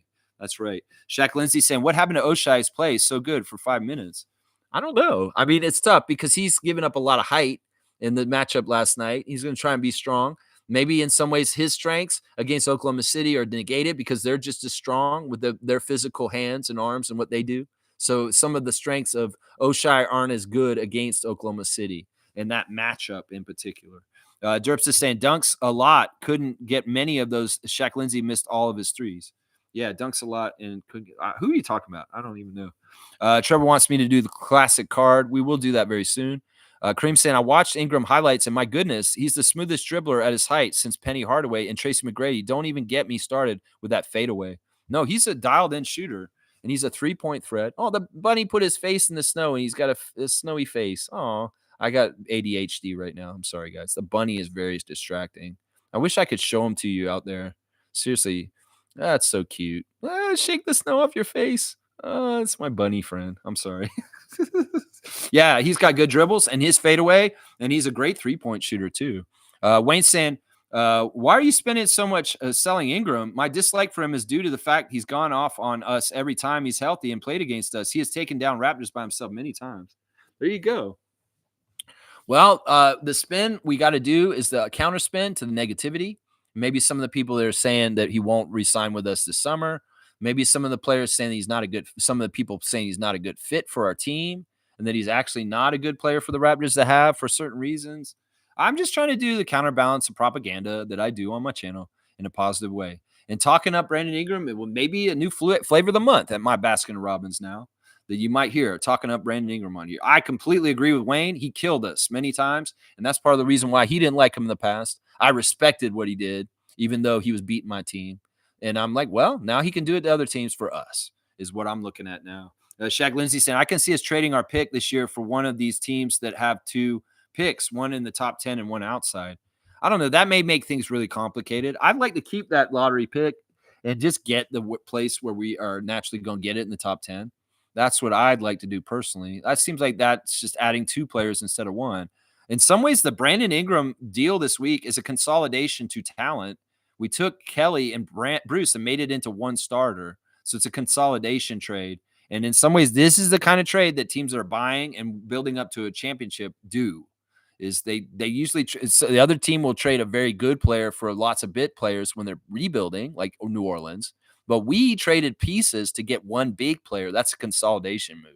And that's what's going on right there. So I'm gonna say let's consolidate and get like most out of things like quality, like Brandon Ingram. And I don't want to split our pick into two picks. No, keep that very high pick and keep it just one. Shaq Lindsay. I'll agree to disagree. Derps is saying Ingram and Pirtle are from the same draft, maybe know each other. Yeah, that may be part of it. I don't think they know each other. I think it's just that Ingram understands basketball and he realizes how cool Jakob Pirtle is. And once again, that Pirtle test, it never fails. If you tell me how you feel about Jakob Pirtle, I will know exactly how much you know about basketball. And if you tell me this about Jakob Pirtle, oh, he doesn't shoot threes, he sucks. Well, you told me how much I know, how much you know about basketball, basically. And Ingram knows a lot about basketball that he values Pirtle like that. That's what I'm saying. Neil's saying, well, he can't go off on us while he's on the team. So, yeah, there you go. Wayne loves the deal. Let's not get it wrong. He's come to grips with it, but he's been a player that he's never liked. It's just how it is. I get that. You got a player like I hated Kelly, and then he came to our team, and I loved him all of a sudden. So I will give room for Wayne Strainer to grow into liking Brandon Ingram. And but he's noting that, yeah, I hated the guy before because he killed us. And that is absolutely fair. That's absolutely fair. Yeah. Shaq Lindsay saying just because we were probably focused on one or two players in the top five. Yeah. Yeah. Facts, Neil. Facts for Blackhawk there.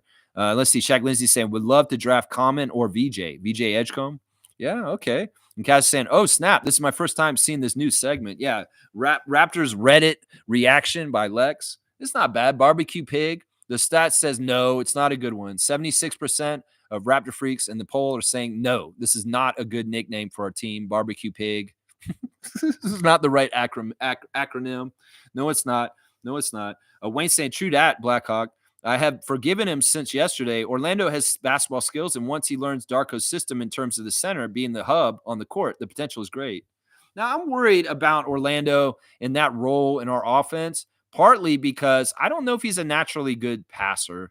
And in some way, I think anybody who's kind of expecting him to do the hub kind of stuff that both of Jakob and Kelly are very adept at, we may not get that. In some ways, he may be a very traditional big man that just rebounds and blocks shots, and maybe he shouldn't be shooting threes and passing too much. I don't know. We'll see. Darko can develop him further with his skills. Okay. But so far, in what I've seen, I don't like him at that high spot with the hub. In fact, I'd rather him switch to the side and be the crasher for the rebound and have Scott play the Yak or Kelly role at the top of the high post. It just makes more sense. I don't trust Orlando Robinson's passing chops. He has not shown that he is an assist guy any level near Jakob or Kelly. And that may be part of the reason why his minutes have not been extremely high or big yet, because in some ways that's something we value in our offensive system. And Scotty will do it way better than him. And if Scotty's out there, he should do it. He should do it. Blackhawks saying, FYI, Scotty has to be exhausted trying to take on Chet, Williams, and SGA. Scotty was everywhere. Yeah, that's trash. That's trash. Yeah, the barbecue pig is trash. Yeah, I think so too. But yeah, that's tough assignments. Scotty's got to go all over. He's guarding everybody. He's taking the tough assignment every time down the court and switching from Chet, switching to SGA, switching to Jalen Williams. Yeah, Scott's just like that. But man, his boundless energy, his commitment to building his body up, and his stamina and endurance to be able to run on the court and expend all that energy. Well, he learned after his first rookie year that he needed to be more endurance. Well, he's never looked back. His endurance and strength and weathering the very, very strenuous play of playing the NBA has been commendable. And Scotty's in such good shape right now. He really, really is. Yeah, Cass saying that ain't it. Barbecue pig ain't it. No. Don't eat pig or swine or Trenton. No BBQ. No BQ pig. No. Barbecue pig? Nah. Everybody's saying no. 76% say no. Name is saying how asinine that comment from Dennis to trivialize slavery that way is wild. From a life of luxury, wealth to slavery, disgusting comment. Absolutely repulsive comment. Very out of touch comment.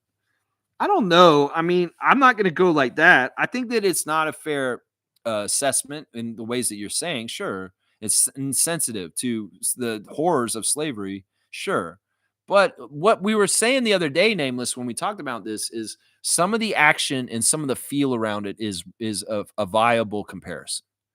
I'm not gonna say, yeah, the tragedy of slavery is anything like playing in the NBA, of course, but this is what we said, and I kind of came to conclusion the other day was there's a little bit of the action and the feels around it that is like that, and it's fair to compare. I don't know. I love Dennis. I'm gonna blindly stand by him, even when he's crazy and out of pocket. And in some ways, I'll be controversial with him. You could say it's disgusting, but I mean, if he prefaces it with a certain say, now I'm not saying this is exactly the same, but the feelings that happen to families around this and that area and this era, in some ways is similar. In some ways, those feelings, yeah. Yeah, Derp's saying, yeah, he made 100 million so far. Dennis made $100 million so far. He spent a lot of it moving. I'll tell you that too. Shaq saying, you have to give me a dunk because I've been saying from time we need a Chris B type in our starting lineup. Brandon is that perfect player. You want a dunk? You said Zach LaVine for so long, Shaq Lindsay. Zach LaVine, Zach LaVine. Well, you see where Zach LaVine ended up in the Kings, still with Lamar. It's so crazy. I'd much rather have Brandon Ingram than Zach LaVine, so I'm very happy that we got Brandon Ingram. If you really want me to give you a dunk, I'll give you a dunk, Shaq Lindsay. But usually somebody else will give it to you, or I'll give it to you. But if you really want me to give you a dunk for Brandon Ingram getting signed to here, I'll do it. Why not? I'll be charitable and I'll give you a dunk. In some ways, that's not exactly how we do it.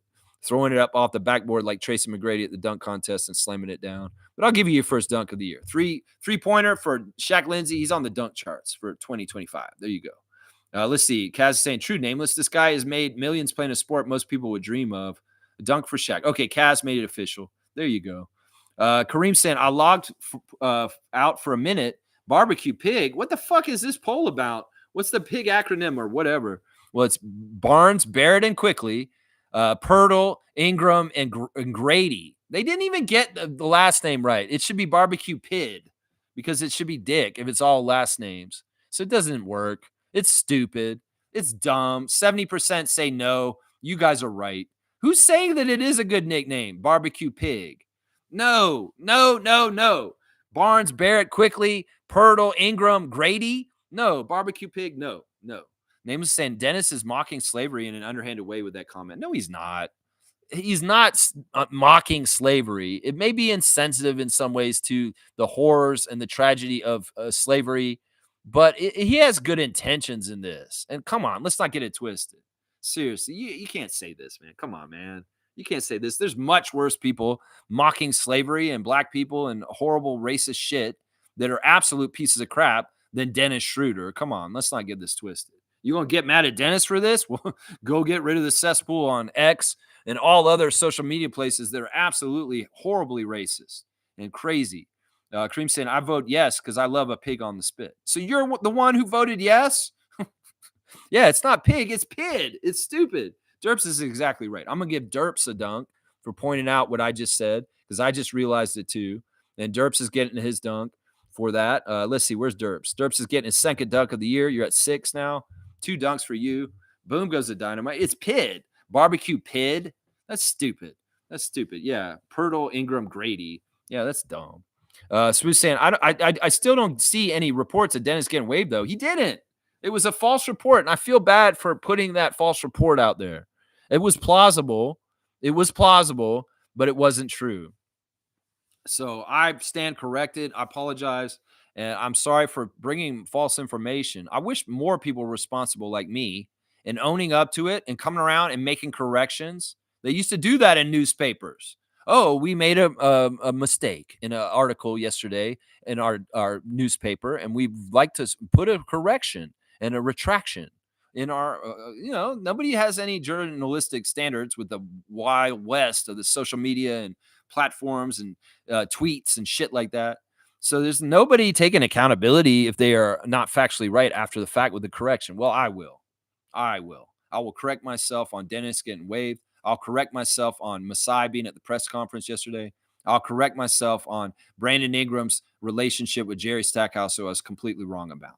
So, yeah, he didn't get waived. And that stupid-ass rumor that I saw, I should have realized, okay, this isn't actually a factual place. I just took it as seeming very plausible, and it seemed like a real report, and I apologize. I got to understand this. AI and everything, there's some bullshit coming out now. That's right. Yeah, the development is on. Kaz is saying barbecue pig doesn't even make sense. We use all the last names except for Grady. Exactly. Well, it's because Grady's last name is an X-rated word. Can't use his last name. He should just be called Grady forever now. Bones Highland waived. See, I don't even trust that at this point. Is that absolutely true? Did Bones Highland get waived or Terrence Mann? I mean, there's all these lies, you know. Bones Highland's a good player, but he's been a problem player on teams he was on. He absolutely turned his back on the Nuggets in a weird way, and the Nuggets hated him when he left.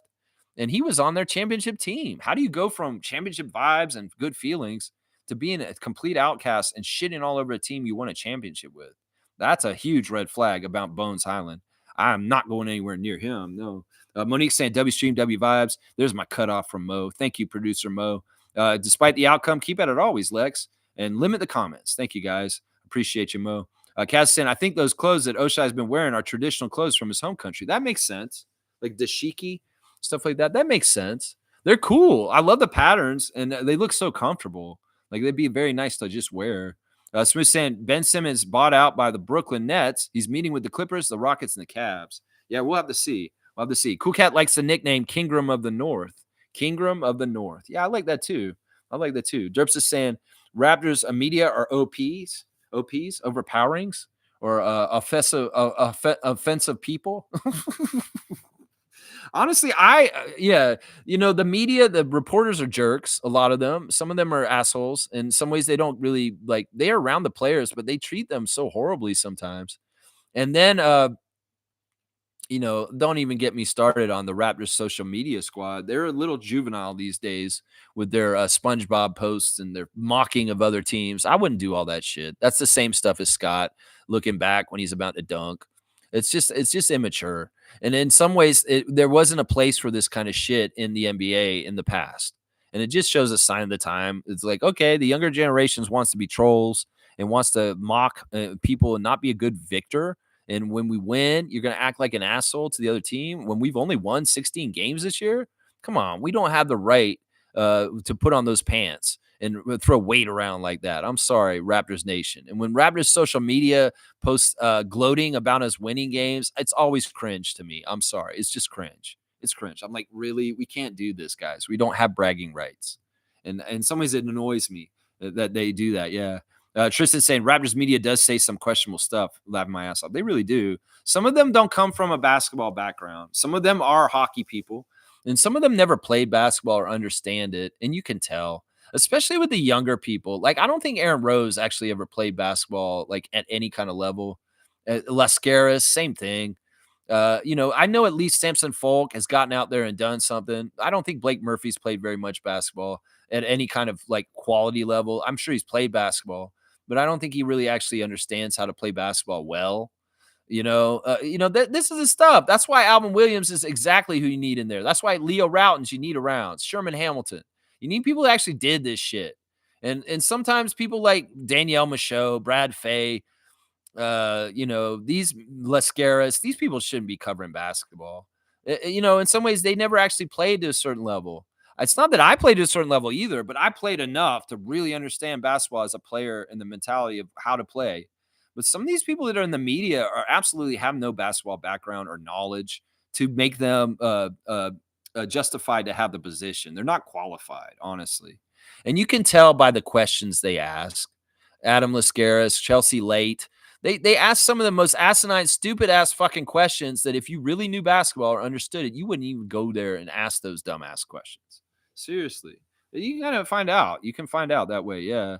You can find out that way. Kaz saying Lewinberg, the biggest clown for real. No, it's Grange.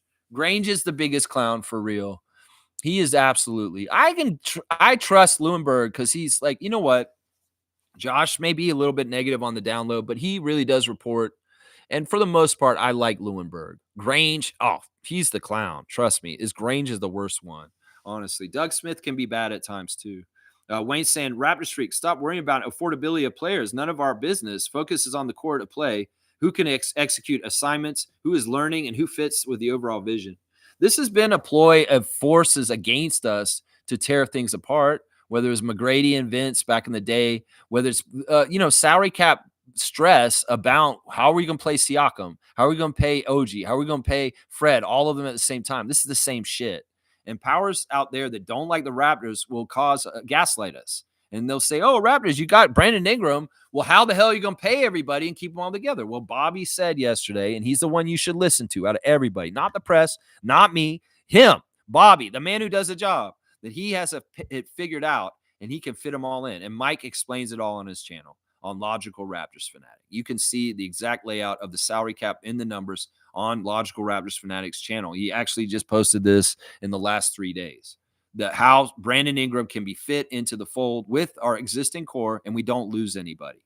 So realize that action of putting stress on us about worries about how can we afford everybody is our haters trying to make us have fear. And we need to not do that. And it's exactly right what Wayne's saying. Tristan saying, laugh my ass off. Loserberg pissed me off with all that losing tanking talk. Didn't like Ingram because we'll win too much. I know. It's like, why would you put that out publicly? You can believe that privately, but that's your own damn opinion, Josh. And in some ways, you've been covering this team for a long, long time. You should understand the NBA and how it works. Just because they made a move, maybe it's in some ways you're like, I don't get it. It's supposed to be a proper rebuild, and we're advancing out of that right now. It doesn't make any sense. Well, you know what? Maybe Bobby Masai like keeping people on their toes. And maybe everybody trying to figure out what the Raptors should be doing because they think they know what Raptors should be doing. But Bobby Masai know what they're doing, and what they're doing is what they're doing.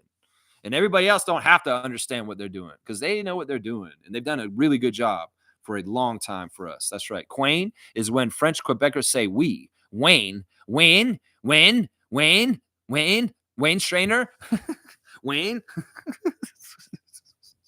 Okay, I'm getting French lessons back from Fiercey. So it's a two-way street. I get my Italian from Nameless. I get my French from Fiercey. You guys want B Rosetta Stone? Give me language knowledge. I'll be speaking 10 languages like Dikembe Mutombo soon. Watch. Yeah. Y'all teach me the languages. I'll keep going. Wayne. Yes, Wayne. Name is saying, if that's what you're worried about, rest assured, they did not bring RJ here as part of a marketing campaign just to trade him a year later. I promise. Oh, I hope you're right. Because I super value RJ. And this should not be a stop, just a stop for him. We want him here long term. We really do. I do. I know I do. Wayne's saying, which free agents have won a championship recently? Apart from Lakers in the bubble, all championships have no free agents at the core. Raptors, Bucks, Nuggets, Celtics, mostly legacy players. There you go. Okay. All right. Name is saying, last thing I'll say, he got taken out by Isaac, but it's fine. Last thing, I'm out. The fact Dennis said this during Black History Month is even crazier. Peace, y'all. Well, once again, as a white man, and it looks like you're white in your picture, Nameless. I'm pretty sure you are. You're Italian. We don't have the privilege to talk on this about Dennis, and when he speaks on race issues, that's his right. And I'm not going to get all crazy and mad at him because we think, oh, you shouldn't have said this in Black History Month. No, we don't have that privilege, man. I'm sorry. We don't have the right as white males. I'm sorry. You can't do this. You can't look down on Dennis for this. He has the perfect right to make this statement, even if you don't agree with it. I don't have any problem with this, and I don't feel comfortable with you completely judging him like this in some ways, because it's in some ways we have to recognize our privilege and this situation. And Dennis, in some ways, has the right to say this, even if you don't agree with him. Him and that stupid big mouth that he's always had. Yeah, I get it. Some people don't like Dennis. I love Dennis. This is a Dennis-free slander zone. No Dennis slander here, please. And in some ways, I'm going to honor him for his part in the legacy of the Raptors, of being here for a half year, and also his excellence for Team Germany. So, I'm a huge fan of Dennis's. Since he came to Toronto, I love him. And I didn't like him before. Honestly, I didn't know him. I got to know him. I understand what makes him click, and he is somebody that I like. So in some ways, I can't get behind you on that. Yeah, only us with Kawhi. There you go. Only us with Kawhi. Trevor's saying, Patrick Beverly says we have a real dog in Ingram, and he loves our coach because he's building the team the right way. There you go. Pat Bev went from ain't got no dogs to like, we got a dog. And he likes our coach. Yeah, not that we need Patrick Beverly's, approval. No, we don't need that. But you know what? He's saying something here. Mischief's calling it triple barbecue. Just add another B to the front. What does barbecue stand for? Well, it's the name barbecue. B-bar-B-Q. And, well, what is it? Bar BBQ? Bar BBQ? BBQ. BBQ. And so we have BBQ now. Is BBQ Yak? It's going to be our starting lineup. BBQ. Well, once again, just like Barbecue Pig doesn't fit because Grady is his first name. Well, unfortunately, Brandon is the first name, and we're using last names here. So it's an I that we'd use for Brandon, not a B. Not a B. Stargate saying Ingram is one of these guys I can see hanging out with people like Tommy Chong and Cheech Marin. In some ways, he comes across like a chill hippie. What are you saying? He smokes weed? What are you saying? He's Cheech and Chonging? Hey, is Dave here, man? Dave ain't here, man. Dave ain't here. Hey, is Dave here, man. Dave here. Dave ain't here, man. You say he's a stoner? Cheech, he went kind of straight, but Chong, oh, he's still in that stuff. And I want to ask y'all, how many of these old hippie stoners are still with us? People are dropping out every which way. Celebrities all the time dying. But no, not Willie Nelson, not Snoop Dogg, not Cheech and Chong. No, these guys are still with us. And that's because of the herbal remedy, man. That's right. Cannabis. Woo! People be living longer smoking cannabis. Ask Willie Nelson. Chong is like 90 years old, y'all. It's not like Tommy Chong is a young guy. That dude was old when he was making those movies in the 70s and 80s. So I'm just saying, that guy is very old, Tommy Chong. And he is such a huge cannabis head still to this day. Of course he's hanging with Tommy Chong, Brandon Ingram. Of course he is. That's right. Dave's not here, but Brandon is. That's right. Stargate saying, funny how non-black folks like to make comments about how black folks should feel and comment about slavery. As black man, I don't see any issue with what Dennis said. And that's part of the reason why I love Nameless. And I don't think I know he means well. And there's nothing, in some ways, his comment is not that bad. But I agree with Stargate on this. And that's why my whole point was, in some ways, as white males, we shouldn't be chiming in on this. Seriously. In some ways, not like that. Chris comes saying, yo, I love the comments about people speaking on the Raps that haven't hooped or have any idea. I know. Let's get out there and play. Seriously. I would love to come to the Media Day basketball game that y'all play. Samson Folk, Blake Murphy, Aaron Rose. All y'all get out there. Oh, I'd love to come out there, old 6'5" Raptors freak, and show y'all the blocking arm of Lex. I will be sham your motherfucking asses all over the court. Yeah, motherfuckers. I would love to be out there and show them. I know Samson's got some hoops. I know Akil could probably play a little bit too. But man, they come out there. We were talking about making a team, a Raptor Freak team, and saying try and play them. I know Mischief's a big man. He could play. Ooh, we got some good players on our team. But yeah, it'd be fun. It'd be funny for people to see Lex actually play basketball. They may be shocked at 49 years old at exactly how much I can still do on a court. Seriously, I'm in very good shape. And I have a stamina, and I can play. I'm telling you right now, Lex can play hoops. I'm not just talking shit here. I can play basketball. I played a lot of basketball over my lifetime. And my knowledge of basketball is from doing it. It's not necessarily from watching it, like a lot of these people that we're talking about right here. That's right. There you go. Stargate saying, I made many comments about the basketball media in this country, so you know my position on the issue. Yeah, Stargate believes that the sports media in this country is so for hockey that they are doing damaging things for basketball on the down low and gaslighting things. And who knows? This could very well be true with Michael Grange and Josh Lundberg in particular, that there is gaslighting in some of their reporting and the way they do their things because there is an upper directive from their corporate overlords. Let's just put it that way. And they got to be good employees and follow the code of what they got to do, or they lose their job. That could be part of it right there. Trevor's saying, complain about players getting money, and it's not like the money's coming from our pockets. We should be worried about putting money in our own pockets. Yeah, I'm with Trevor. I'm not worried about them paying these players. Some people get mad about the astronomical salaries. Well, the market is this. And if that money don't go to the players, it goes to the owners, and they just get more and more money. The rich get richer. So these players who are the workers need to get their fair share of pay. So I've never been upset with how much they make. Because honestly, they get made that much. Well, the owners are getting their share on top of it too. And you don't ever complain about that, do you? No, you don't. Barbecue Pig. What the fuck? Yeah. What pop, fam? Yeah. Seymour Pape. I don't know what Barbecue Pig is. Barnes, Barrett, Quickly, Pirtle, Ingram, and Grady. Barbecue Pig. Yeah, it's weird, man. Weird. Yeah. Is he out for the season? I don't think he is. I'm telling you, some of the lingering injuries are just to bide his time to get traded. And I don't think he's been as hurt as everybody thinks he's been. In some ways, he's like, yeah, you know what? I know I'm about to get traded from New Orleans. In some ways, I'm good, man. I'm just gonna sit. Y'all trade me. All right. All right. Yeah, my ankle's getting better. Oh, I might be back next week now that I'm in Toronto. I think that's how it's gonna go, Seymour. I think that's how it's gonna go. Stargate saying, thank you, Alex. Nameless, with respect. I need you to leave this one alone. Yeah, that's fair. That's all fair right there. Nameless probably out already. And if he comes back and watches back, all due respect, we love you, man. You're Raptor Freak family. But this is one where he needs you to leave it alone. And I'm with him. In some ways, I get in all kinds of crazy places where I get a quagmire of folly and opining on major, major controversial subjects that piss people off, whether it's Israel, whether it's politics in the United States. I will do some stuff and I don't care if people get mad at me. I toe a line and I know I say stupid shit. And if I say anything that offends anybody, especially people of color that frequent my stream, I need y'all to call me out.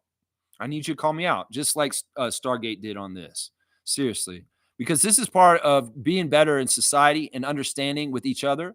Is in some ways, look, everybody's opinions are valid, but if somebody who is of a population that has been subjugated to things in the past, in some ways, we need to treat that a little bit differently.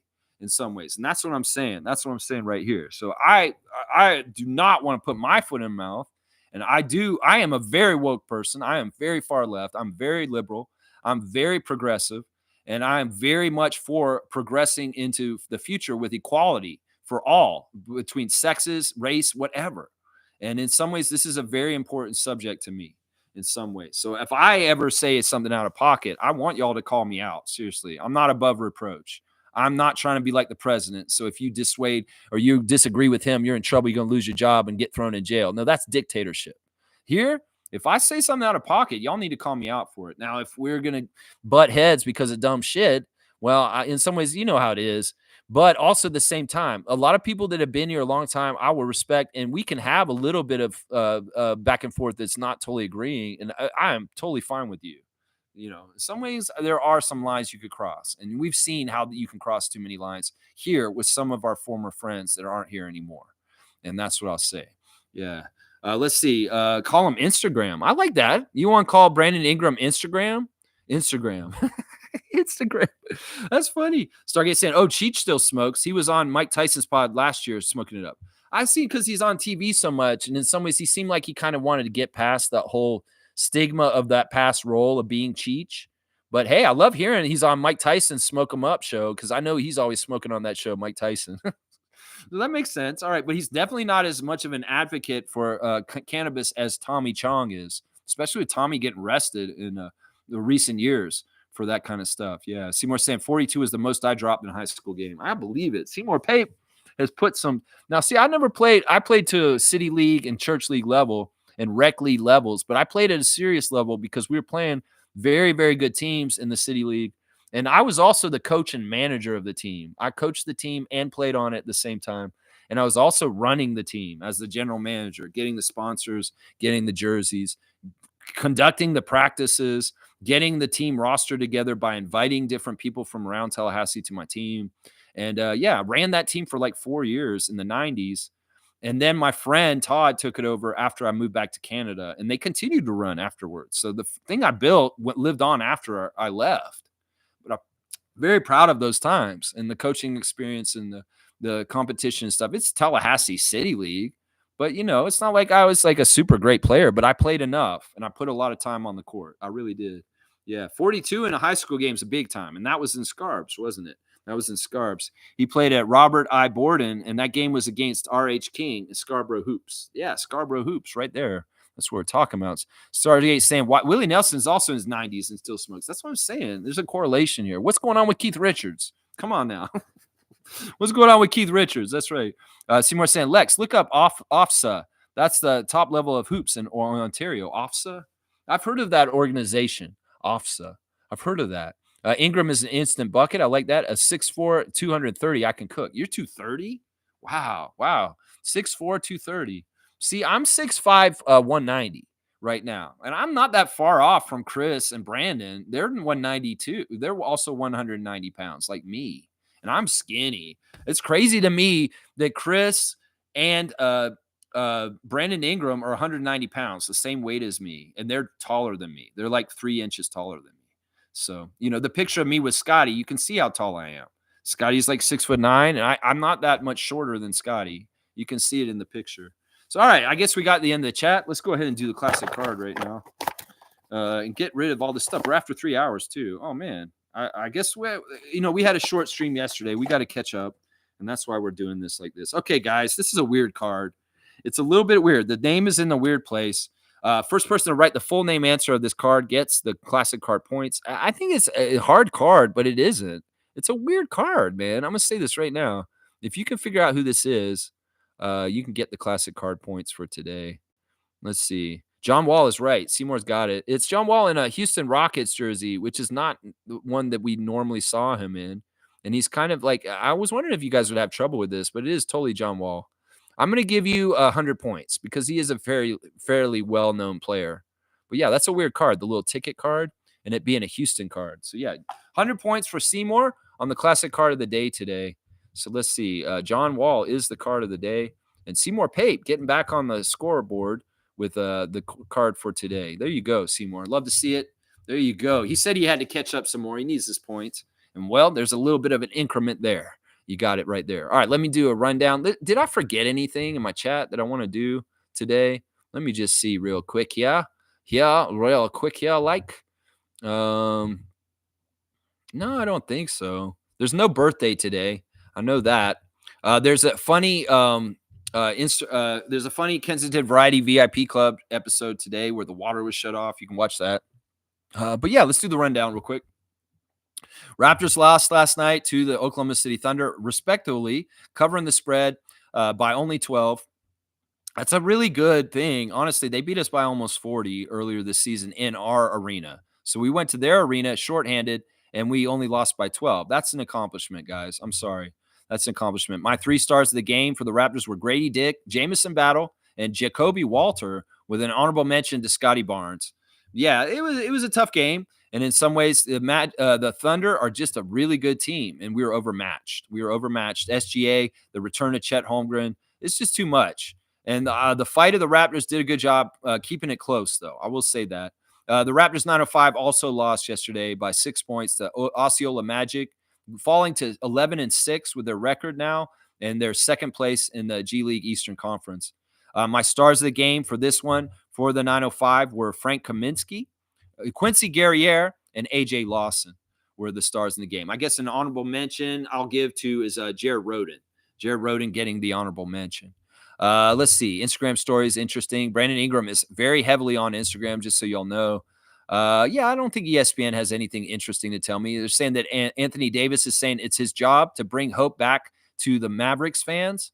And they're very worried that there's going to be a lot of craziness around Mavericks games with the very upset fans. And honestly, they've got protection for the GM of the Mavericks, Nico Harrison. They had to call in a security detail to guard his house. That's how pissed off the Mavericks fans are at their general manager right now. Isn't that crazy, guys? That they have to have safety for them. Of course, we're talking about the Raptors are going to be going to Philadelphia right after the Super Bowl. We're going to have to see if the Eagles win. Because if the Eagles win, well, it could be a really crazy city that the Raptors are traveling to after their game on Sunday, after the Super Bowl. So we're going to have to see that. In some ways, I'm kind of hoping the Eagles don't win just to help the Raptors be okay getting to Philadelphia for their next game after that. Yeah. Stargate saying, you can't say the Raptors did try last night. Too many turnovers. They didn't have that too many turnovers. No, they didn't, actually. That's not true, Stargate. They only had 12 turnovers last night. And Oklahoma City had, oh, yeah, you're saying didn't. Okay, didn't try last night. Too many turnovers. No, they didn't have too many turnovers. They only had 12. They limited them. They did a lot of things really good on the down low. It's just that the Thunder are just that much better. They dominated the paint. That was the big key, is that we couldn't score inside, and they absolutely could get scores as they wanted to on the other end, whether it was outside or in. So, yeah. Yeah, let's see. All right, Nico Harrison will be a Lakers front office in 2 years or less. Yeah, I could see that. All right, y'all. Thanks for watching me today. The Raptor Streak stream. Please like, comment, subscribe, share, or join the channel if you want. Joining means you can join our Facebook group and be involved in our chat during the game, where Trevor and Monique and I are espousing our opinions on the game live during the game. And you can see me react. I thought the refs were great last night. I appreciate the ref crew. Matt Callio, and Jason Goldenberg, Mark Lindsay. You guys are awesome. You guys are awesome. Good job last night, even though we lost. I don't care. All right, I'll see y'all tomorrow. Previewing the Houston Rockets game. The Raptors will be in Houston tomorrow. Jamal Shed will be back in his hometown, and he'll have a lot of his family there. And well, we get to see Freddie tomorrow and our villain Dylan. So yeah, Rockets, Raptors preview tomorrow morning, Sunday morning. I'll be back 9:30 a.m. Let's go Raptors. Raptorize your day. Have a great Saturday, everybody. I'm gonna go see if my bunny friend is still outside and see if he'll eat. I have some vegetables in the fridge. Maybe I'll give him some carrots and celery or something like that. See if the bunny likes that. All right, y'all. I thank you and I appreciate y'all for patronizing my channel. And I hope you enjoyed the stream today. That's right, 20%. Yeah, barbecue pig. This stream is over and the poll is over. And it's officially 80% no to the barbecue pig moniker. That's stupid, man. Is barbecue pig cool? No. 80% said no. 25 votes. Thanks for voting and participating, y'all. Let's go, Raptors. See y'all tomorrow. Woo!